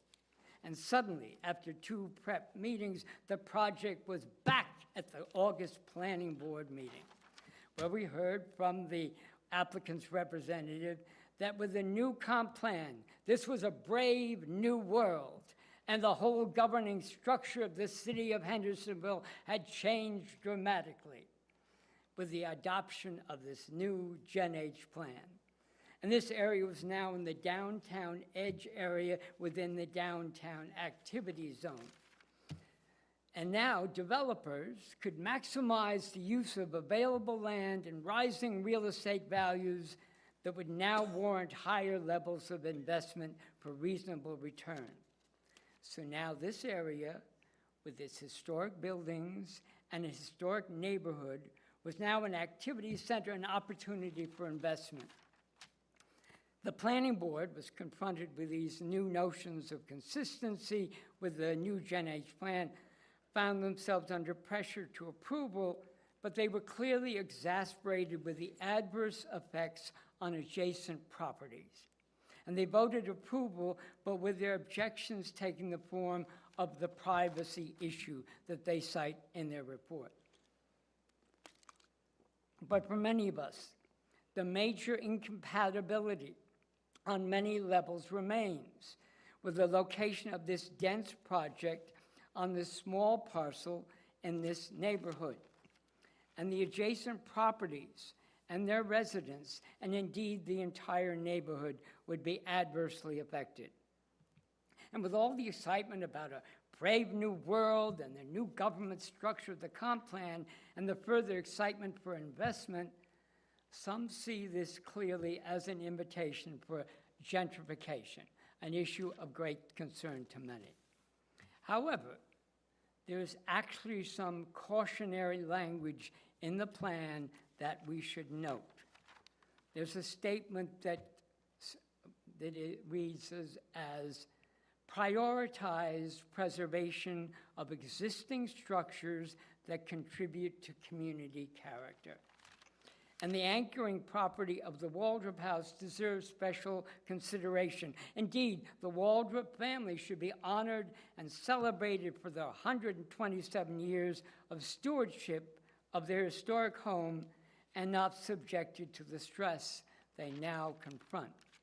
While we hear that the existing trees and vegetation on the border of the adjacent parcel will be preserved, the question is, will these trees, with their extended root system and upper-level branches, survive the construction of a 3-story building 8 feet away?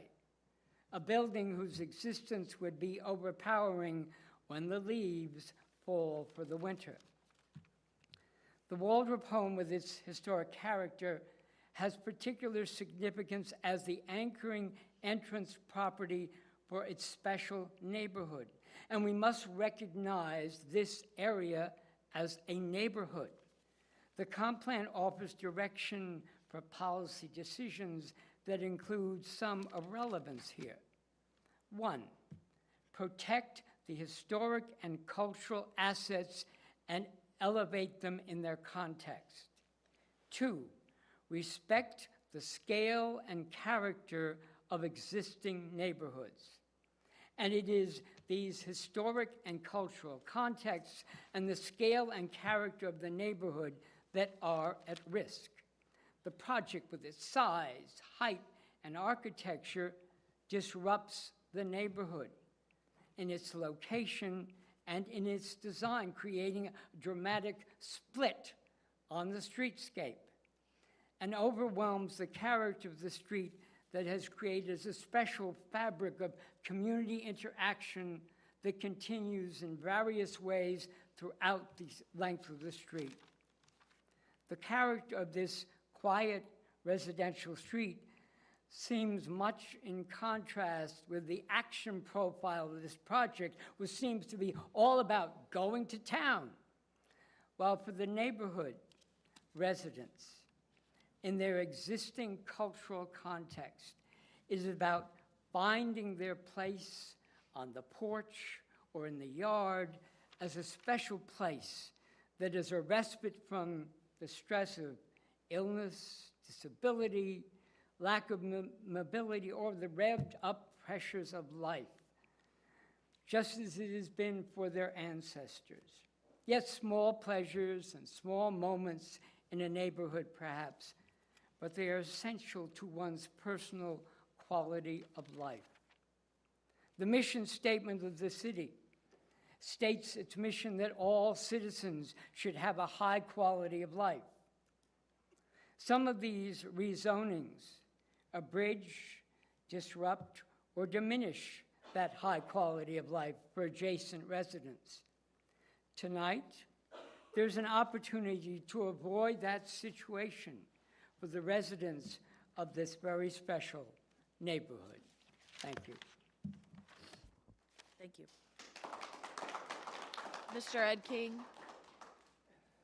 Ed King?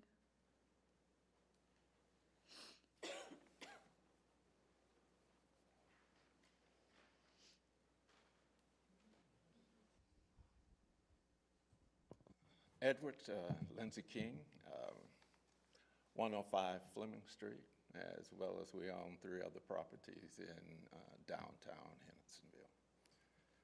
I'm opposed to it mainly because traffic. I have built houses and apartments and condos since I was 9 years old. I have built houses North Carolina, South Carolina, Tennessee, Georgia, Florida. I have never understood why Hendersonville, one parking space for an apartment or a condo, one. I'm used to seeing plans because normally I'm the head builder. 2 to 2.5 parking spaces per unit. This I don't understand. That road during the holidays is crowded. Our neighbor across the street who ran a B&B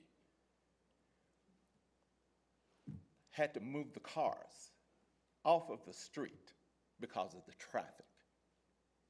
There's big trucks. There's always something going on that road. The Waltrip House originally was the Corn King House when it was built. And that's, my last name is King. We were servant in that house. I'm telling you that Hendersonville, if they want to grow responsibly. Do not just go willy-nilly. I have seen it in other places. There are things that you can do, but this is not one of them. Get the parking off of the street. And why are taxpayers having to pay for a business to have parking spaces? When we built our house on the corner of 1st and Fleming Street, we were told that you need to put at least 3 to 4 parking spaces for your home. I was in college. I paid the $500 for the permit to cut in the parking space for my parents' home. I don't understand why, as a resident of Hendersonville for over 50 years, that we have to pay and you give it to strangers for free. This is supposed to be a governing body that's supposed to take care of its citizens. How are you taking care of us? You're supposed to protect our financial well-being, but instead, you're protecting somebody else's. You're making them rich. Look after your own people first. Mr. King, I just have a question. I don't understand.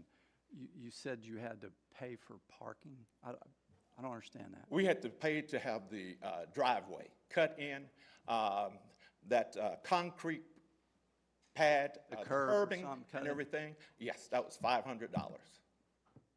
But your parking was put on your own property. That is correct. That was cut in. I just didn't, I thought you were saying you had to make the parking on the road. No. And I don't understand that. Because, see, at that time frame, they didn't allow a lot of parking on the road. And you don't think there should be parking on the road at all? Not unless someone's paying for it. I mean, you're talking about giving, 16 lots? 16 parking spaces, we're looking at 25 feet per car. Do the math. I think they were just putting Gonna do lines on 13? them. 13, wasn't it? 13. Okay, 13 times 25. That's more than 250 feet. Am I not correct? Math's not my strong point. Well, actually, it's more than that. It's closer to 300. Yeah, but I guess where I'm confused Actually, is 300. parking is permitted there. It is, Isn't that yes. right? Right. Okay. And so what they asked them to do was to stripe them. They had to, correct me if I'm wrong, they had to pay to stripe the parking places. So they haven't created anything, they just kind of organized them. But they're going to use that. And let's think about their gas. I mean, how many people are going to have gas? That's more parking. That's more traffic. No, there's no argument there would be more. Well, they had, was it 16 units? 16 units. Right. So you have a dinner party, a couple of people show up. That's what I think the church parking too was. That's not 7 days a week. The church parking, didn't they say you would have to remove your car? Is when there was a service or something. Right. I do believe that's correct. Yeah. So, I mean, I know, like in big cities, you get up in the morning and you remove your cars to somewhere else to park in order to take care of the traffic. Thank you, Mr. King. We can do some more clarifications once we hear from everybody else. Oh, I'm sorry. I thought we could ask questions as they came. We can, but everyone else is trying to join in as All right. well. Sorry about that. That's okay. But we can come back to the parking because I have some questions about that too. Lynn Williams is next.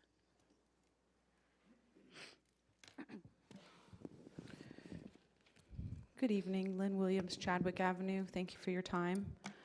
I wanted to amplify Mr. King's voice and his rights. I think that they're very relevant and very important, and I think they definitely are more important than an out-of-town developer. The neighbors and how they feel, I believe, have more weight, and also the taxpayers. So we've been through this process before, and we came to a conclusion together. It was going to be a 2-story building with less impact. The newest developer who bought this property knew at the time of buying it from Andrew Riddle that the zoning was site-specific with the CZD. So upon purchase, he knew what rights he had. We're not taking anything away from him. It was clear from the beginning. The planning board denied this project unanimously. while the planning board vice chair, Ms. Peacock, was recused and exited the room the first meeting. There was no precedence of resending a denied application to the subcommittee that then reassessed and sent it back to the planning board. When we were at the neighborhood compatibility meeting, none of that process was outlined. It was all just kind of thrown in there, and I find that to be disrespectful of our rights and not transparent and dishonest. During the process, the developer has misled us twice. One time during the planning board, he said that the site plan was to scale, which it was not. The second time, he spoke about how the greenhouse had no windows on the side and wouldn't be disrupted. I think that her name is Miss Harriet. That was also false. There's lots of windows on that side, and actually they sit on that side of the porch. Miss Harriet has her oxygen tank in, and that's where she sits peacefully and looks at those trees with her 2 grandsons who are special needs, and she's very concerned about this project. She doesn't want it to go through. Let's see. Thank you for your time. Coming down about the unreasonable loss of privacy, the second time around it came to the planning board. It was spoken as subjective. I don't think that it's subjective when you have verbal testimony as evidence of the legal infringement and the fact that these people that live around here are going to have a huge loss of privacy. That is not subjective. That is reality. Maybe it's subjective to 5 white people sitting on a panel up here that don't live there, but in reality, the people that live there, I wasn't referring to you, I was referring to the planning board, but I'm also white, so I was referring to the planning board, and we are talking about a neighborhood that isn't all white people, so there wasn't much representation, and they were talking about it being subjective, and my point is for the people that live there, it's not subjective. It's reality. For fixed income, low income, and minority, it's a reality, and the topic here is displacement and gentrification. So as a white person, I think it's relevant for me to bring up whiteness in this conversation. Okay, moving along. Yes, so this apartment block is going to be too dense, and it doesn't fit the character of the historic neighborhood. The open space is not inviting for people walking by. If someone who lives there in the neighborhood walked up to this building, would they be welcomed in the front, or would the police be called on them? Is it welcoming? You know, maybe you can speak with Ms. Pageant about the history of this community and how this project is not compatible, especially in scale. When I walked yesterday door to door and spoke to the neighbors, handed out over 40 flyers, I didn't talk to a single person who wanted this project. I did not. They were all in opposition. I didn't get a single person who was for it. I don't know if you guys have walked the neighborhood, but that is the response of people that are there. And if you look at the neighborhood compatibility meeting minutes, I know that the comments aren't listed for you, but that's what the comments are saying. And I ask you to please review these comments, because they're not found in the packet. There are inconsistencies with the plan and the design standards. There's no need for exceptions to our new standards, goals, and ordinances. There's no sidewalks here. The goal of historic preservation to utilize and to maintain the city character, that is reported as inconsistent in your chart provided by the planning board. The building facing the street accessible from the sidewalk, I'm not seeing that in the design standard. I'm not seeing stoops and porches that are required. I hear that they're thinking about it, but it doesn't reflect it. You want to claim that this is the downtown edge. The downtown edge design standard requires 50% brick. You cannot claim that it's the downtown edge and then not have the 50% brick. I mean, that's not following your own rules that we just set out together. And then the main pedestrian entry is supposed to be prominent from the front. And then natural systems are meant to be maintained, like the tree canopy for air quality. These are your own goals. And habitat for flora and fauna. Yes, we are concerned, and we support, we do not want gentrification, and we do not want displacement in this community. We're not seeing affordable housing proposed at all for this project. When you talk about meeting the goal of the missing middle, It's pretty much irrelevant if these condos are priced like luxury houses. In idea, it could be missing middle, but in reality, the missing middle will not be able to afford these because there's no guarantee for the prices on this. And the architect that is designing this is the same architect that designed the Mar-a-Lago of the mountains at the Cedars. And so therefore, there could be the same exact quality and same price. So therefore, that's not affordable housing. And when I walked the area yesterday, those community members were talking about almost being homeless, how they need affordable housing, and how they're struggling. How is this project going to help the community that's there? The other buildings that they showed as multifamily in the area, the ones that were 3 stories tall, were on 5th Avenue. If you look at your own comp plan, that is a corridor to a connective center. So it makes more sense why you'd have 3-story buildings on a corridor from downtown to a connective center on 5th Avenue. First Avenue does not have that same thing going on. So if you look at the houses on First Avenue, you'll see 2-story houses, not 3. And so the character of that street is 2-story. 3 is too tall and too dense. Neighbors have been to at least 7 meetings on this. They are tired and worn out. You already gave us a commitment, and we ask you to keep your word. Be ethical, protect the residents, support this historic neighborhood from displacement and gentrification. 38 feet high at the midpoint. That's ridiculously tall for these neighbors. One ADA spot. That makes no sense at all. The beautiful magnolias are going to be replaced with artificial grass.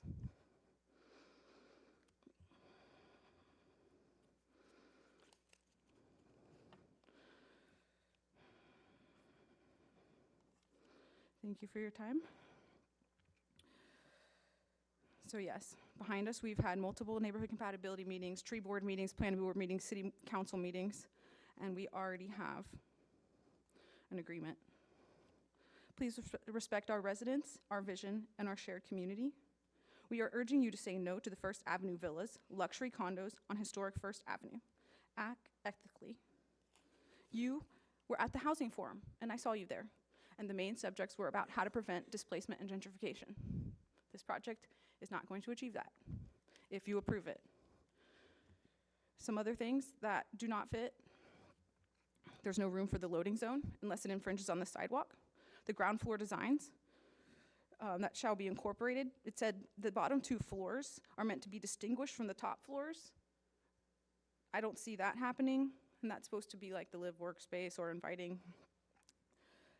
The community is requesting a full buffer to protection of privacy. It will take 3 to 5 years for those trees to fill in.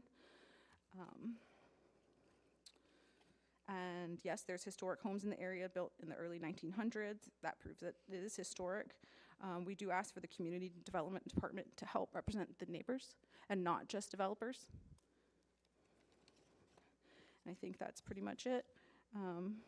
The renderings, once again, like in the Cedars project, are not realistic. In the Cedars project, it shows huge forests around the Cedars. All those were chopped down. That's not relevant. And if you look at this project, all it shows is white space around everywhere. It doesn't show the context of the neighborhood.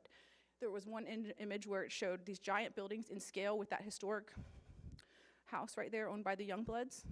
You got this beautiful house and this monster development right behind it. It's not even close to being in scale. It's too dense. And that should be good for now. Thank you for your time. Thank you. Penny Gash Pearson. Penny Gash Pearson.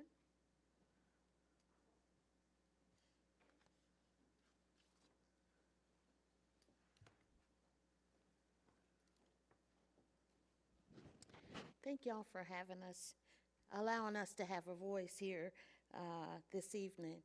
And thank you to everyone that spoke. I agree with everyone 100%. I would like to say that I am a native here. Ms. Pearson, can you state your name and your address for the I'm person? sorry. It's okay. You said it, and so I just went along with that. My name is Penny Gash Pearson, and I live at 404 3rd Avenue West in Hendersonville, what you call downtown. Yeah. We've been there since 94, 95. But as I said, I'm a native here, born in Brevard. And just to give you a little bit about myself, to help you to understand how invested I am in this community. I love it very much. We own on 3rd Avenue, we own in Etowah, and we own out in Horseshoe. That land has been in the family for over 100 years, and we're right on the Acosta Trail. So anyway, I'm very invested. Love this. My children were born and raised in this county. We're bad cats. Woo! So, you know, I love this area. My grandmother, she used to walk me to the curb house, a curb store market on you know where it, for those that live around here, you know where it is. So a little girl, she lived on Jones Street. She owned a home on Jones Street, and we used to walk up. I never knew that one day I would own a house on the street we used to walk on, but I do. So I just can't tell you enough how much I love this area. And I want to let you know some of the issues that we already have in our area. Some have talked about gentrification, and yes, we have that. The whole neighborhood has taken a different look. Our neighborhood is historical. I can look out my door, my window, living room, and see the sign. It's a historical area where I live. And I don't think that this place that these apartments that they want to put, I don't think it fit in the category as historical at all, period. But some of the problems that we're already having in the neighborhood is some of my neighbors are having sinkholes. So evidently the piping that we have, whatever that infrastructure that was established so long ago, my house is 1920. So whatever was established long ago, it is falling, it's failing us. You know, we got big holes, and my neighbor, I think it was fixed at least 5 times, and she has another sinkhole in her yard, and I hear of somebody across the way having problems. We've seen people on First Avenue having problems, on Buncombe Street having problems. So I want to know, when they come in with this new project, all of these homes, and they do all their new piping and all of that, what's going to happen to all the old piping, whatever that infrastructure looked like under there? What's going to happen? Are we going to have more sinkholes? Who's going to pay for that? And so when you get these houses that they charge a price that certainly I can't afford them, what's going to happen with the locals? I mean, is there anything going to be affordable for any of us? We're not going to be able to afford those houses. And so that's a real problem. And I love the way people spoke about the White House on the corner there of Washington and First Avenue, one of the most beautiful houses we have over there in that historical area. And oh, if it was me, I would just feel so horrified that they now want to put apartments up next to it. What kind of nonsense is that? This is not the neighborhood. And I would venture to say that some of the people that are in this building maybe don't live in the area that I live in, 3rd Avenue, downtown Hendersonville. Maybe their places are a whole lot fancier. Maybe. I don't think they would want those apartments coming next door to them. And so why does that have to happen to us? And so I just would like for all of you who I'm assuming have the power to say yes or no, I would like for you to consider that 1 is not affordable, 2 is not historical, and 3, all the infrastructure that we already have going on over in that neighborhood. I hear neighbors talking about suing the city because of the water system and the piping and all of this stuff that's going on. What's going to happen to us over there? And I would just like for somebody to care. I mean, I would like with somebody who have the power to do something about it. We got to stop it. Yes, we live in a beautiful town. I've loved it since I was a little girl. I mean, I understand why people are flocking here, but somebody has got to put some reins and slow this stuff down, do something different. It's not working. We can't have that. So I see all the eyes looking at me. I hope you understand or feel what I'm saying to you, because this matters to me. It matters to my family. I'm sure it matters to my great-grandma who used to walk me down the street. And Lord, if they could see what's going on, they would be shaking their head. What happened? What happened? Who's going to care?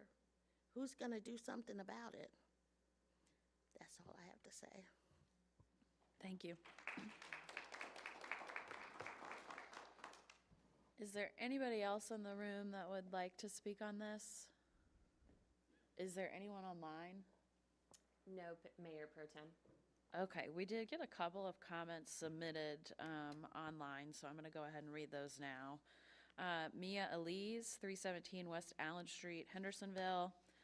I strongly believe that the proposed First Avenue villas should be denied for several reasons. I live directly in the area where they are considering building these condos.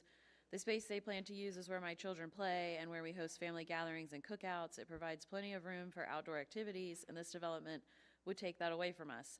Honestly, putting brand new condos dead in the center of old historical buildings and homes just does not look right. On top of that, you'll be taking someone's parking spot because we don't have enough parking for everyone who lives in these apartments. And on top of that, you're taking all of our beautiful trees nobody wants to look out their back window and condos that I'm sure we can't even afford, so that's just like rubbing it in our face. Additionally, I believe the area they want to use is far too small for luxury condos. Building them will make the space feel cluttered and overcrowded. The street they plan to build on is not meant for high traffic. It's mainly used by residents to access their homes. Adding a condo complex will significantly increase traffic, posing a safety risk to children, especially with drivers already speeding down the road. More traffic will only make the situation worse. For these reasons, I urge the committee to reconsider and deny the development of First Avenue Villas. From Joan Pack, 211 Road Street, Hendersonville. Please deny this. 3 stories, no, out of sync with historical district. I understand building there, but not something like this. Jean-Jacques Benoit, I apologize if I butchered your name. 602 First Avenue West, Hendersonville. As a new permanent resident of First Avenue West, I can appreciate the project, but am not happy with the size of the buildings and amount of units proposed. A smaller scale project would seem much more conducive to the avenue and surroundings. Vote no, excuse me, for the current size of the project. Okay, if no one else wishes to speak, we will close the public hearing. Council, discussion, questions?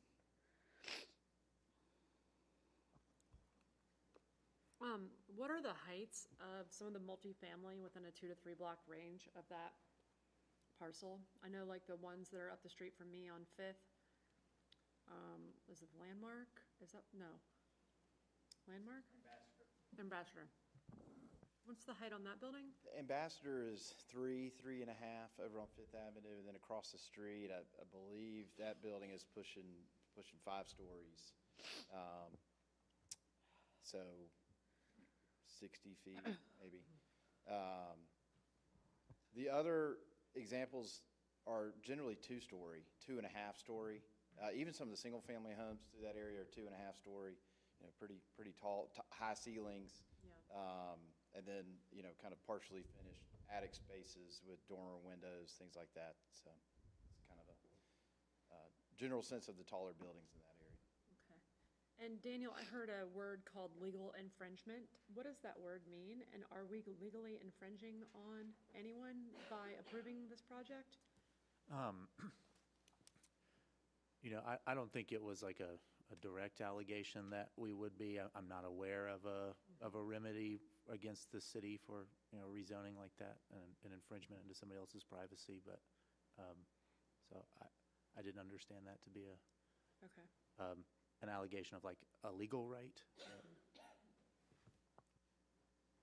And has this project met our requirements for that ordinance? What? Say that again. I'm sorry.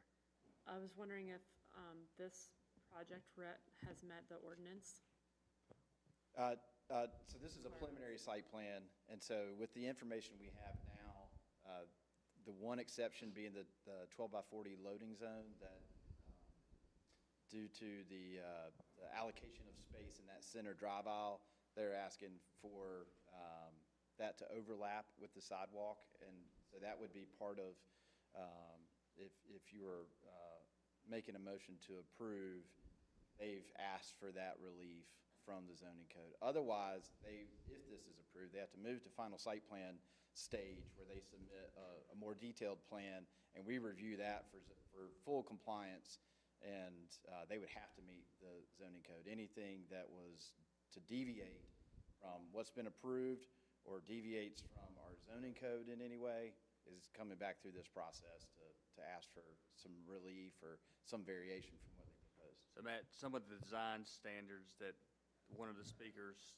referenced, the brick, front entrances, I mean, the development would have to meet. Well, clarification there. I'm glad you brought that up. Those are design guidelines that were in Chapter 5 of the comprehensive plan. We asked for the downtown master plan. That was an additional component element of our comprehensive plan. In that chapter, it gives us guidance on what design would be appropriate around in the downtown area within the various sub-character areas within downtown, which takes into consideration, you know, the Main Street versus the downtown edge, and as you transition into the neighborhood. So there's different design guidelines within those areas. That was written so that we could refer to it as guidance, but also at some point adopt those formally as standards. So Chapter 5 is not design standards, they are design guidelines. We referenced them, looked at them, but we cannot hold the developer to any of those guidelines as a matter of compliance, because it's not in the zoning code. It is just in our comprehensive plan. The design standards that are in our zoning ordinance, they will have to comply with. So that includes everything that's in the CMU zoning district, everything that's in Article 18 related to mixed use zoning districts, the landscaping requirements, parking requirements, etc. Is there artificial grass in this plan? There is in the pervious pavers that's running through the center drive aisle, the plugs in between is proposed to be artificial turf, so they're not trying to maintain and mow it and grass of some sort in between those pavers. Okay, and the sidewalk that you're talking about for the loading zone is an internal sidewalk? It is an internal sidewalk, not a public sidewalk. Okay. Do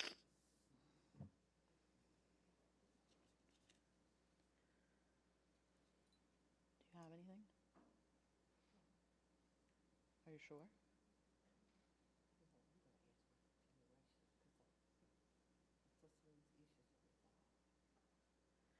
Okay, I do want to do some clarification on the parking so that everybody is on the same page.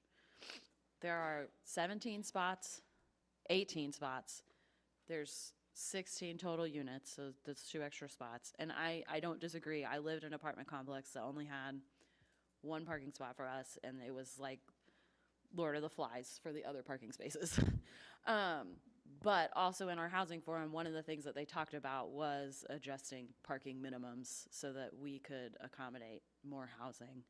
And the spots that are on the street are public spots, but you are willing to stripe them for us. So that is an expense that the public is not having to pay, but they still have access to the spots. It'll be 13 designated. Yeah. And then in addition to that, you are working with the church so that your residents have some extra spots that they may be able to use instead of using the on-street parking. Yeah, and I may have misspoke. I said during service time that they were asking us to leave. Mr. Sharani had said it's 24 hours, 7 days a week, that we have a dedicated 25 extra spots in there. Oh, that's awful kind of them. Okay. Well, It was kind of them to enter the negotiation. It was 24/7 access. Yes, it was. Okay. Did that answer any questions that you still had from earlier, Jeff, about parking? Getting back to the parking, what if they change pastures there? I mean, you're gonna have a legal binding document saying that you still be able to use those 25? Because you know that happens, ministers come and go. Sure, well, and so yes, the binding document would be an agreement, I believe there, and I'm not sure who runs the Church of the Nazarene, whether it's a board of trustees or otherwise, but it was that group that agreed to allow us those 25 spots, 24 hours, 7 days a week. And if approved, then we would sign the deal, which would be a binding contract. So if the pastor were to change, the trustees, I'll call them trustees, would still have the authority and had the authority to sign, and so it would still be a binding contract. The length of that time, whether it's in perpetuity, I can't say that. That might violate the rule against perpetuities, thank you. But yes, it would be a valid and binding contract for a specific period of time, and we would, we will be asking for a lengthy period of time. Thank you. I thought of something else and now it just totally left my brain. Can we address the water infrastructure that was brought up? I know it just for the public and concerns that have happened in that area and things that we are working on. And if somebody does have an issue, the avenue which they would take to communicate with us. So I'll attempt, and then my city engineer and public service director, because, and Mike Huffman is here. So Mike, do you just want to, let me attempt, and then you bail me out? Well, come on up, Mike. Why don't you speak to that issue? Uh-oh.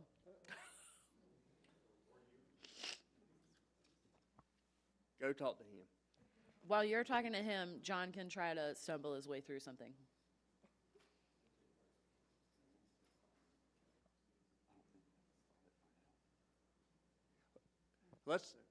Do you want to take a break?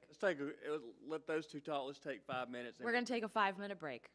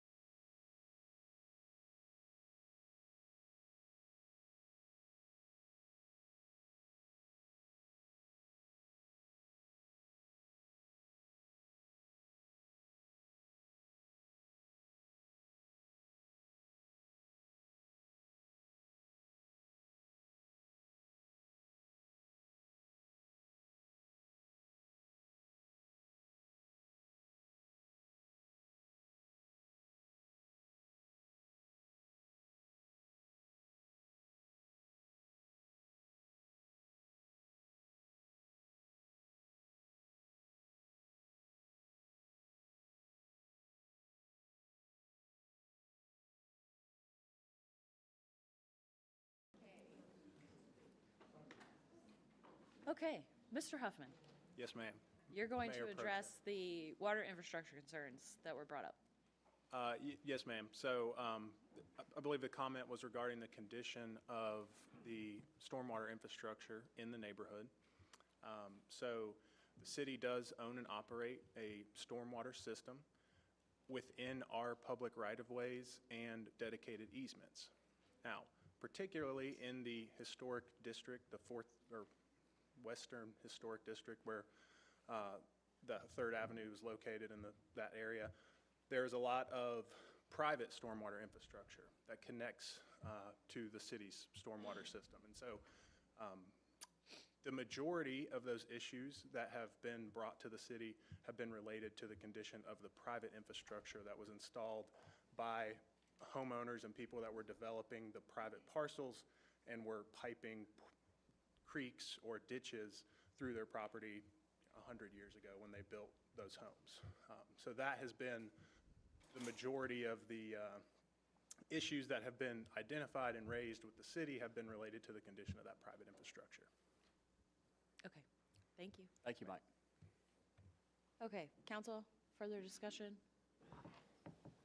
Madam Pro Temp, I move that we continue this discussion on First Avenue Villas at the next meeting, October the 3rd.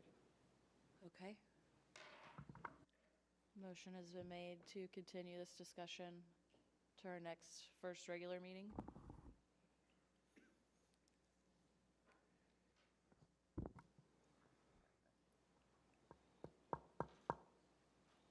I mean, I think it would be good to have a full council on this. It's a big question, big precedent.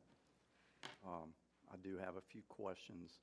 I heard some things thrown at us that weren't accurate. I think we need some time to get that clarified and answer any questions. So in respect of Councilwoman Lawrence's request, I'll agree to that. Okay. All those in favor of continuing? Aye. Aye. All right, we'll continue it to our October meeting.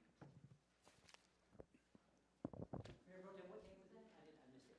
October 3rd? I believe that's, yes. Yes, October 3rd. Yeah. Okay. Our next public hearing to consider the submission of a community development block grant.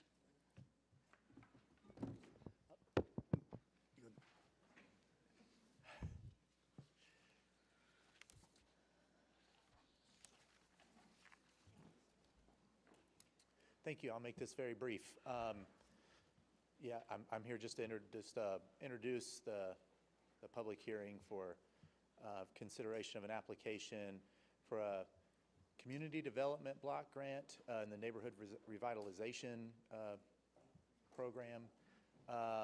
And so this, a requirement of making an application to the CDBG NR grant program is that we have 2 public hearings, and one of them is at the very start where we just kind of generally consider the submission of an application. So this grant's offered through the North Carolina Rural Economic Development Division of the Department of Commerce. Kind of broad strokes is all we have at this point. We would be looking to potentially rehabilitate up to 4 homes owned by low to moderate income households. That's defined as 80% of area median income or less. The max grant allocation that we can apply for is $950,000. There's no match requirement. Of course, sometimes, you know, a match makes your grant more favorable. We would submit the grant application in partnership with Housing Assistance Corporation, as we did for the previous one, and I'm going to explain briefly. And then we would, if successful, we would work with Land of Sky to help us administer the grant, which is what we're doing on the current one as well. So a note about the current one. As you well know, we made an application in 2020 and were successful. We were awarded $750,000 to construct sidewalks and renovate 4 homes in the 7th Street neighborhood. One of those is complete, one is underway. That was, 4 years ago, but of course, some global events slowed us down a bit, but we are on the way. And of course, that was, you may you may be thinking that I'm leaving out certain things, other things we're doing in the 7th Avenue area. Those are funded other than through the Community Development Block Grant, Neighborhood Revitalization Grant, so the water sewer upgrades, the new home construction, that sort of thing. So I mentioned those other things that we've done in the area. For the current, just to give you an idea of what the application for this new funding cycle, what we'd be looking to do, this is an example of what we've done with this previous grant award. So we did already renovate 620 Jonas Street, some before pictures. I think you've seen these before, but a house in poor condition that was in need of some safety upgrades, and then that's kind of dark, but the after you see is a brand new porch, brand new siding, removed all the lead and asbestos hazards on it. New windows, there's the back, a brand new deck, shored up the foundation, leveled the floor, a lot of work went into it. And so there you go. A lot of interior work as well at a total cost of about $122,000. That's just for the improvements. Right now, we're actually planning to close tomorrow morning bright and early on 647 Cherry Street. So this is another home in dire need of renovation. You can see a lot of similar issues there, lead and asbestos hazards that are going to be abated, and then we'll have a contractor go in and make a lot of upgrades. So quite a bit more involved on this one, but we're looking at a total cost of about $197 all in. That's an estimate at the moment. I don't want to jinx us. We're well within that budget, so we're fingers crossed. But that's all stuff that we're already doing with our already awarded grant application. So what we're here tonight to talk about is the consideration of applying for another one to do probably something similar, but we could potentially do other things. So tonight we have a public hearing, the first one of two before we actually make the application. Public's invited to comment on the possible submission and to address generally community housing and economic development needs that could be addressed by this grant. And then after this initial public hearing, the city and housing assistance will work to identify homes for rehabilitation. If we can determine that we have a good application, we'll work with Land of Sky to draft that application to submit to rural economic development. Prior to actually submitting it, we'll have another public hearing where the public will be invited to comment on the proposed application. So there'll be a lot more detail about what we plan to do then. And I think that's pretty much all I have. So. Mayor Pro Tem, just a couple quick comments. We heard a lot tonight about gentrification and the city not supporting existing residents, and this is just one program that we are doing in addition to the work we're doing for affordable housing that will allow homeowners and residents of our community to continue to live in our community, continue to keep their homes in safe, affordable housing by using Community Development Block Grant funds. I appreciate the partnership we have with Housing Assistance Corporation and what they're doing. So just wanted a lot of things get said during emotional times, and just want to show that the city does care, and that's the reason we're looking at these Community Development Block Grant programs so that we can support our existing residents. So just wanted to clarify that. Thank you. Okay, Madam Clerk, has this public hearing been advertised according to general statutes? Yes, Mayor Pro Tem, it has. Okay, we will open this public hearing. I have one person signed up to speak in the room. Is there anyone else who wanted to speak? Okay, Alice?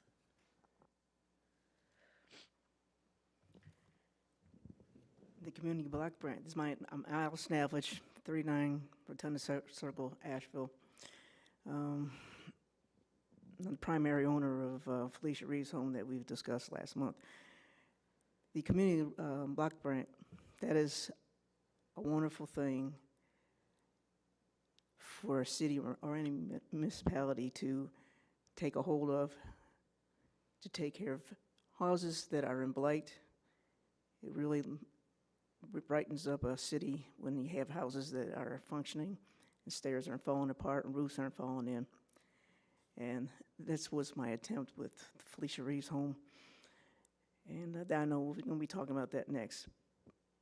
We need to take advantage of all this federal funding coming down to enhance our housing, our infrastructures. Another grant, I know this is not about this one, but there is another grant that is being funneled through the North Carolina. Let's try to keep our comments to the grant, the CDBG grants. Right, but there's other grants that I would like to talk to you about. One of them is $7.5 million for permanent supportive housing.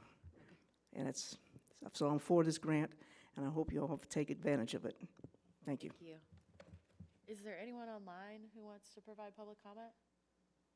No, Mayor Pro Tem. Okay, then we will close that public hearing, and we don't need to make any motions for that. I just have a comment, if that's appropriate to make it now.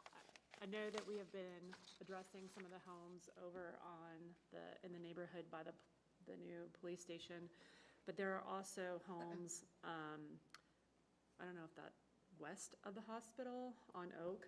And I know some of the neighbors over there have had some issues with repairs and plumbing and that kind of stuff. And so I don't know if the grant applies to different areas or different neighborhoods, but would also like to be able to consider some of the other neighborhoods too that are needing some help. I think there were issues with like plumbing and that kind of stuff there too, so.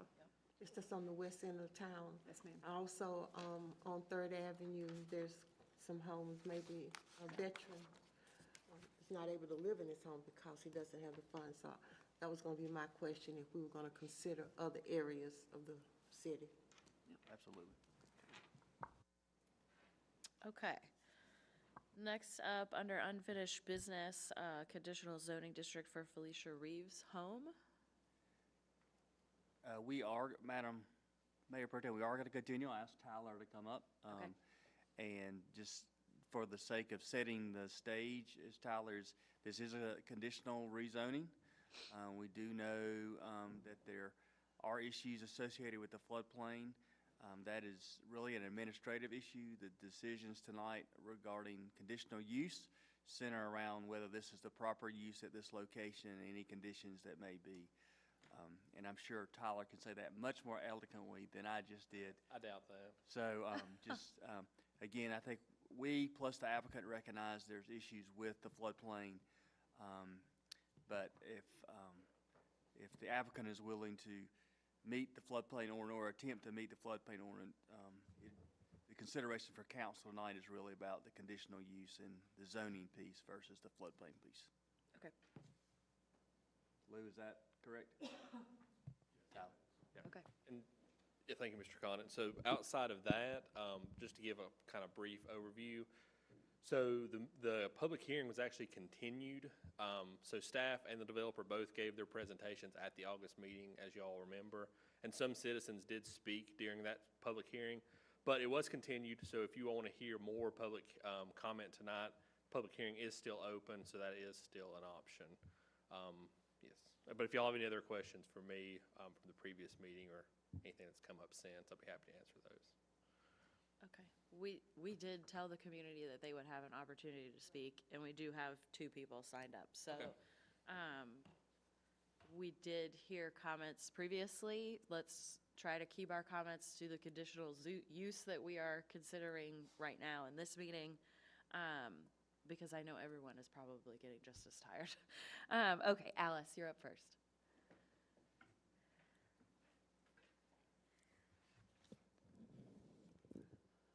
When we first purchased the Felicia Reeves home in 1744 Meadowbrook Terrace, we thought it was a great place to help women veterans recover from their homelessness, and when they leave out of service, they have no place to go. And I opened a can of worms that I never expected.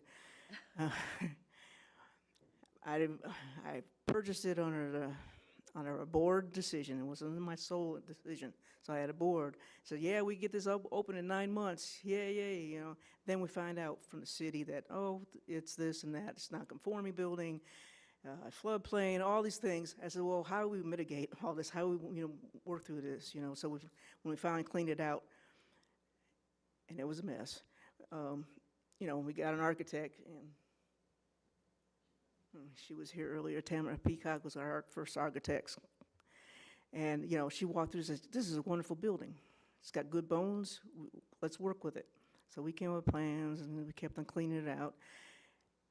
We went to city council, not council, excuse me, the codes people, with the architects and with a couple of my board members.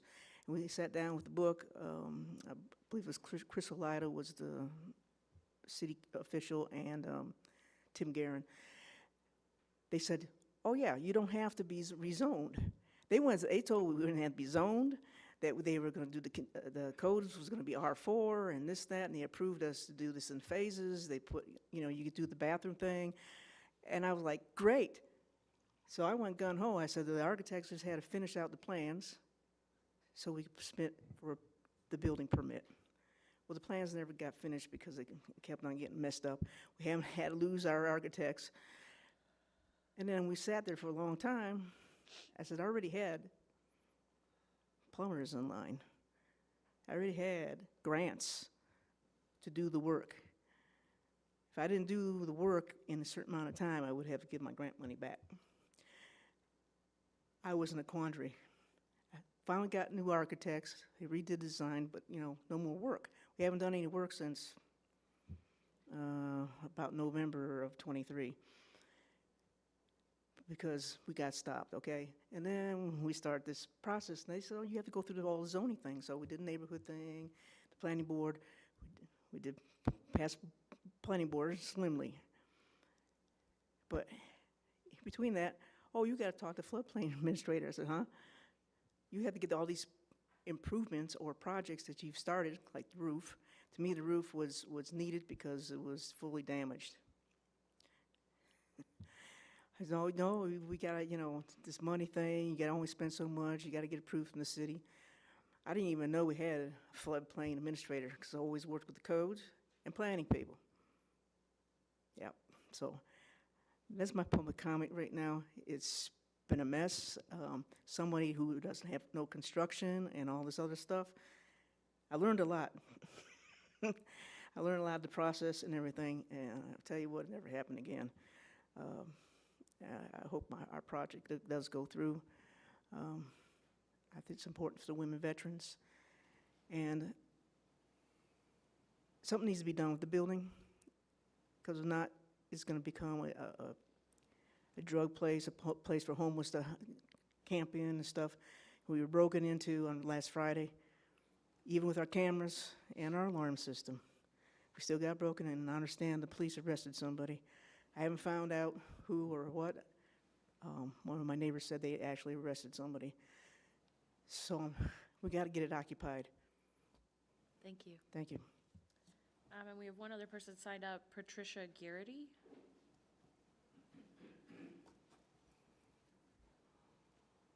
Please remember to state your name and your address. My name is Patricia Garrity, and I live in Horseshoe.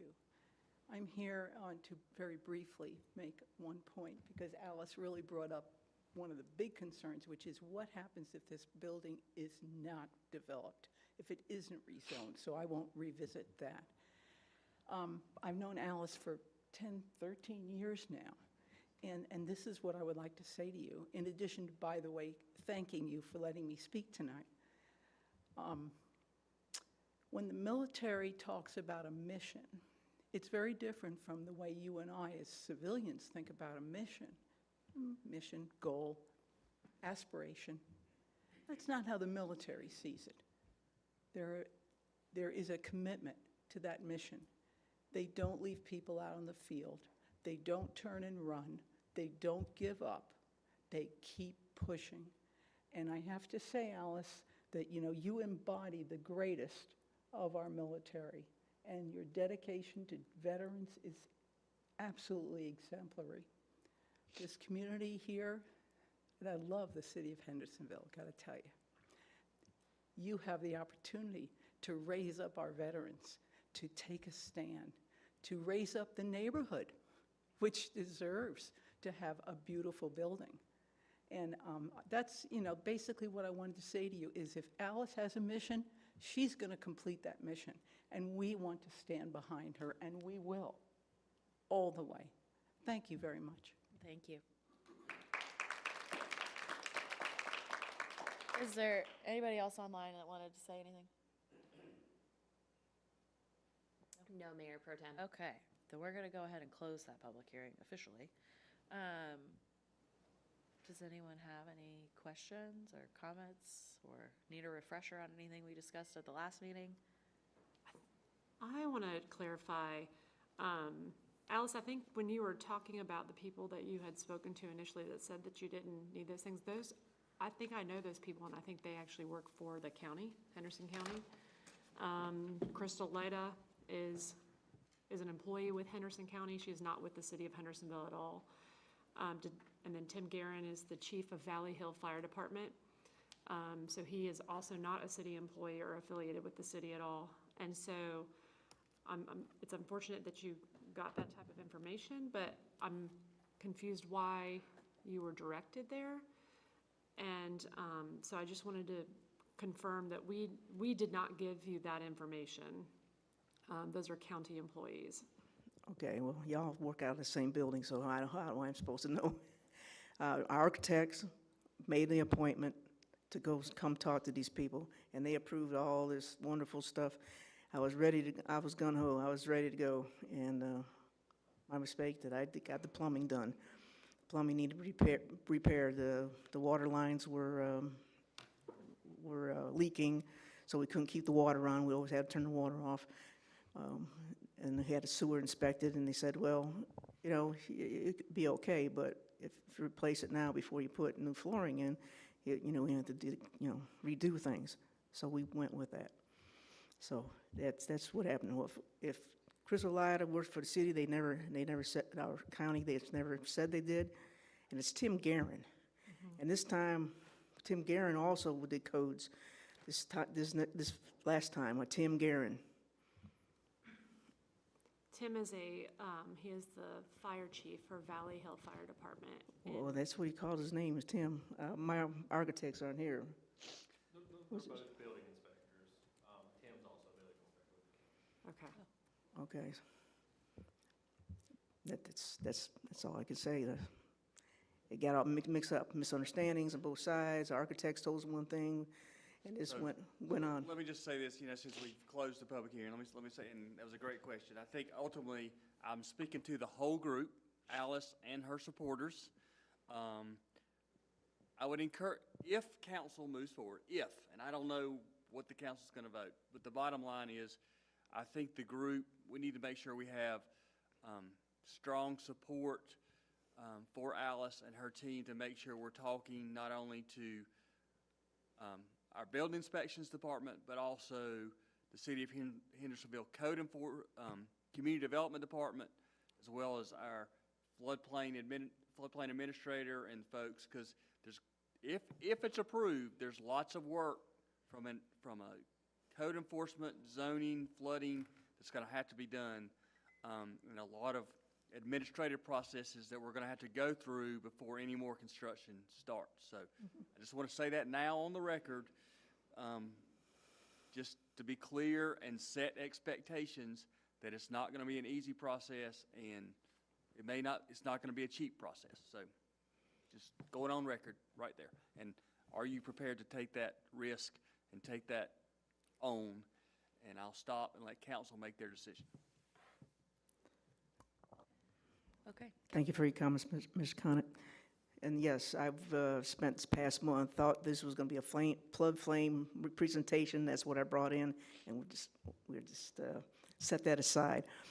But I spent this past month really doing a lot of floodplain things, and we are hiring our construction. Alice, I'm really sorry, but we're talking about the use in this meeting, so we need to go ahead and let council talk and then make a decision because we've closed the public hearing. Okay, so we'll talk about floodplain. We can talk Okay. about floodplain at another time. Great, thank you. Thank you. Okay, council? Discussion, motion?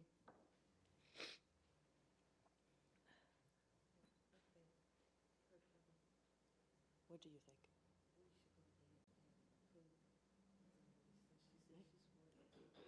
Do it.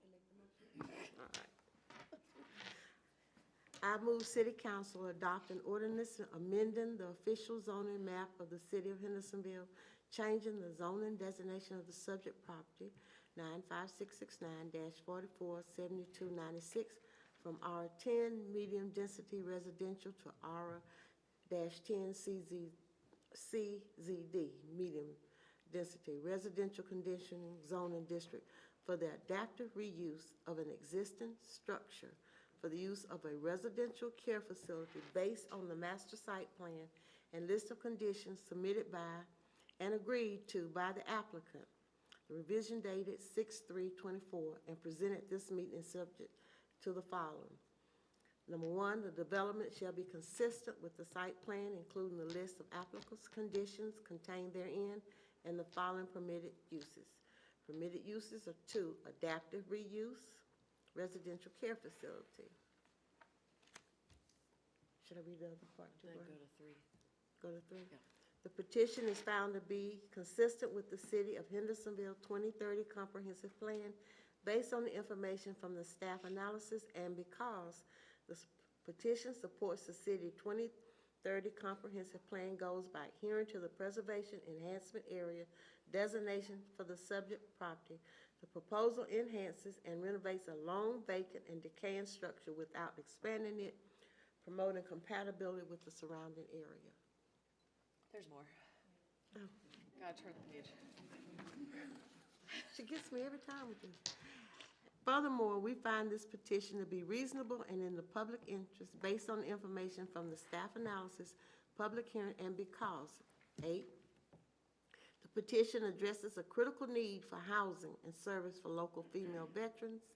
9, the petition proposes to renovate and repurpose an existing structure that has contributed to urban blight for the past decade. 10, the petition proposes to reduce the residential intensity of the previous use on the site, which was a rest home. And 11, given the building size and scale in the R10 zone district, there is no reasonable likelihood that the property will revert to a use permitted in the R-10 zoning district. Okay. Is there any discussion? All those in favor of approving the conditional rezoning say aye. Aye. Aye. Any noes? And it is approved.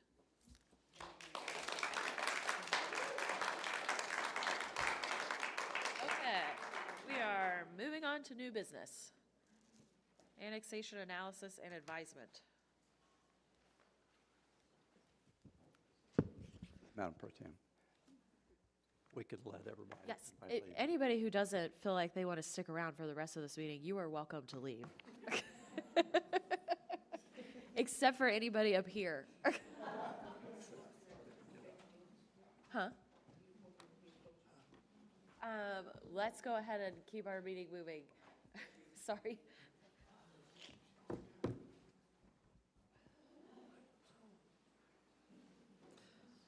Mayor Pro Tem runs a tight ship. I just want to get back to my bed.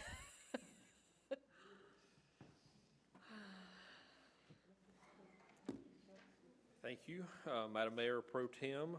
So we have something new tonight. So this is a new process that we're going to start doing for certain annexations. So we do have a request for a contiguous annexation. City staff has added this new step in the annexation process for parcels that are under the county's jurisdiction and that fall outside the Upward Road Planning District. This is the first request that we've brought before you this way, so this will be new. Staff will be providing you with analysis of the property as it is today and what can be done on the property by right under the current county zoning. I'll present you with what has been proposed by the applicant to the city staff and how that proposal would be handled under both the county and city review processes. I'll compare the future land use designations of the property and the goals of that designation for both the newly adopted city and county comprehensive plans. So a little bit of background. The annexation application is for 4 parcels that are approximately 21.32 acres and are located along Old Sunset Hill Road. On the map on the right, you'll see the subject properties. The blue line depicts the current City of Hendersonville ETJ boundary, and the green line depicts the current City of Hendersonville city limits line. So you will see parts of these properties are contiguous with the current city limits.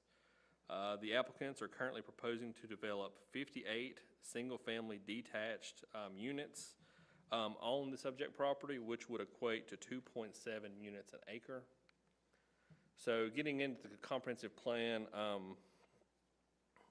analysis, Henderson County designates these parcels as infill area. The City of Hendersonville's Gen H plan designates these parcels as multi-generational living. Both of these designations encourage a mix of housing types, which does include single-family detached. The Henderson County Comp Plan outlines a max density of 4.8 units an acre, with the 2.7, of course, coming in below that. The Gen H plan does not specify a max density, but MGL, it does fall within what is described in the MGL as an allowable density. It could even possibly be a higher density if it was attached single family and follow the guidelines provided in multi-generational living. The Henderson County Comprehensive Plan states that infill areas should be served by utilities. However, there is an inherent conflict for nearly all of the areas designated as infill area because they do fall outside of the utility service area in the county's comprehensive plan. This is true for these parcels as well. The future land use designation calls for these areas to be served by sewer, but the utility service area does not reflect that. The Gen H plan also puts an emphasis on the needs to keep improving our public utilities. And both comprehensive plans, of course, calls for improved transportation networks to accommodate the housing, and the city's comprehensive plan details the importance of our grid street system. So these are some housing types that are pulled from both comprehensive plans, the left being the infill area and the right being multi-generational living from our Gen H comp plan. Neither one of these pictures are associated with the proposed project. These are from our comprehensive plan and the images in that plan. So moving into the zoning analysis, Henderson County has these properties zoned currently residential to rural.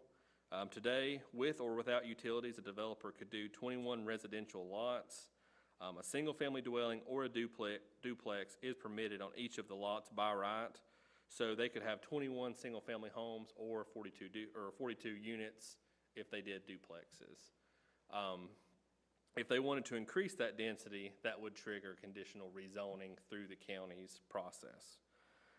As for the City of Hendersonville zoning requirements, the density would be dependent on the base zoning district, which it currently does not have city zoning, so it would be dependent on whatever that is.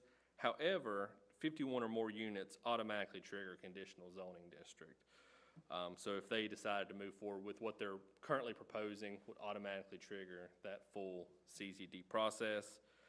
For that CZD process, the applicants are requesting to be rezoned to planned residential development. Conditional zoning district, which has a density of 10 units per acre. This density can be further increased to 18 units per acre if they meet additional requirements and get a density bonus from City Council. The subject property is also adjacent to R15, medium density residential. R15 allows for minor PRDs as permitted by right with a density of 3.75 units an acre. The minor PRD requires the same development restrictive standards of PRD, but they do retain their R15 zoning designation. And same way with R15, if you get 51 or more units, automatically triggers a CZD. So the staff analysis or staff notes, the project appears to be in general alignment with both the City of Hendersonville's Gen H comprehensive plan and Henderson County's 2045 comprehensive plan. Let's see, yeah. At the proposed density of 2.7 units an acre, the project aligns with the county and city's future land use designations. The project, as proposed, would require a conditional zoning district or rezoning in both jurisdictions. However, in both jurisdictions, if the proposed unit count were to be decreased, then a by right development could be an option. In the county, it's either 21 single-family lot or single-family units or 42 with duplex units. And then anything in the city that's 50 or less units could be a by right if zoned R15. So moving into the annexation options, on the screen are 3 possible options for this annexation request. Staff are asking City Council for your advisement on how you all would like staff to proceed with this annexation application. The decision you make today will not annex this property. If the City Council directs staff to move forward with the annexation request, then the applicant will still be required to go through all the normal statutory requirements for annexation, which does include a certificate of sufficiency and a public hearing.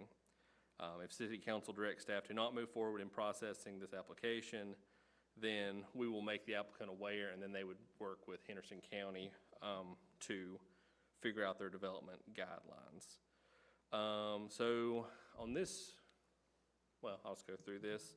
So the three outcomes are basically the city annexes the property and then provides sewer as a service. So the project proceeds as presented and triggers the CZD as mentioned, or the project is annexed, we zone it a normal zoning district, and they can proceed with a by right development. No annexation required, but the city does provide sewer.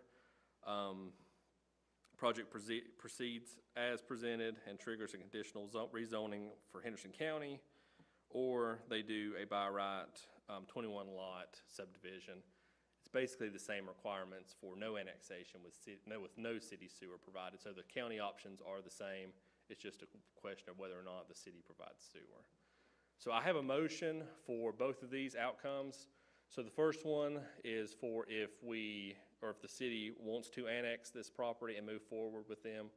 And the second one is if the city does not want to annex these properties, but has a further clarification on whether or not we would extend sewer or not. And I'm happy to answer any questions you all may have. And I would just add this point of clarification. We've added this extra step of analysis to see, to determine how these potential annexation petitions compare in both jurisdictions, to make sure, as development moves forward, that we take into consideration the comp plan for Henderson County. I think Tyler has shown that we would be consistent with their comprehensive plan with infill development and the extension of utilities. And this particular lot is contiguous to the city. Although it's not in our ETJ, it is directly connected to existing corporate city limit lines. So, but there are your options. If you do decide, whatever you decide, then staff will proceed as directed. Okay. Excuse me. Do we have any questions? Or would somebody like to make a motion? I move the city direct staff to move forward in reviewing the annexation petition submitted by Gregory Alba, Julian Albee, sorry, Joseph Taylor, and Laura Taylor. Okay, any discussion? All those in favor of moving forward with directing staff to move forward with the annexation process, say aye. Aye. Any nays? There we go. Thank you. Okay, next up is the establishment of the Brooklyn Bird Sanctuary. Mayor Pro Tem Simpson, members of City Council, I'll be brief. As you know, local advocate Crystal Colley has recently passed away, and there was a number of groups, including our own Environmental Sustainability Board and Arts Council, wish to do something dedicate in Crystal's honor. Staff has worked with these groups to come up with a proposal, whereas we would designate the Brooklyn Bird Sanctuary, which is located in Sullivan Park in Green Meadows, as it would continue to be the Brooklyn Bird Sanctuary, but in memory of Crystal.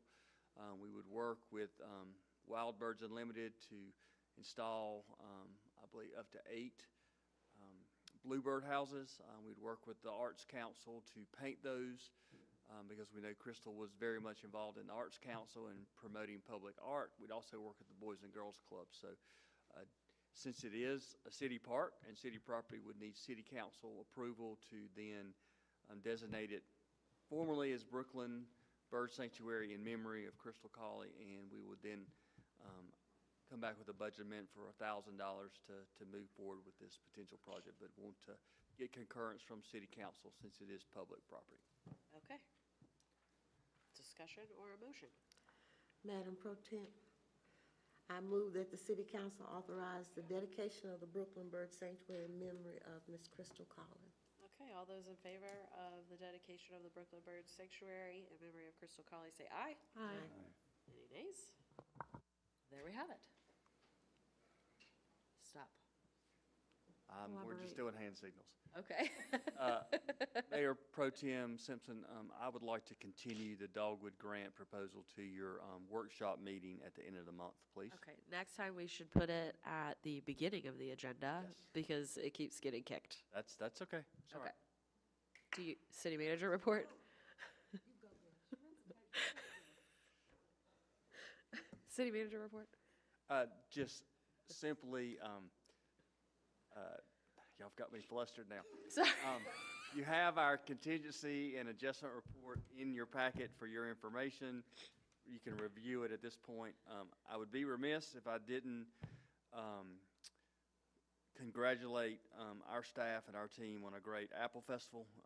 It would not have been possible without Public Services Department, Police Department, and the whole team. I mean, just, it's all hands on deck. Yep. So just how much I appreciate their hard work and giving up their Labor Day holiday. So I just need to say that publicly.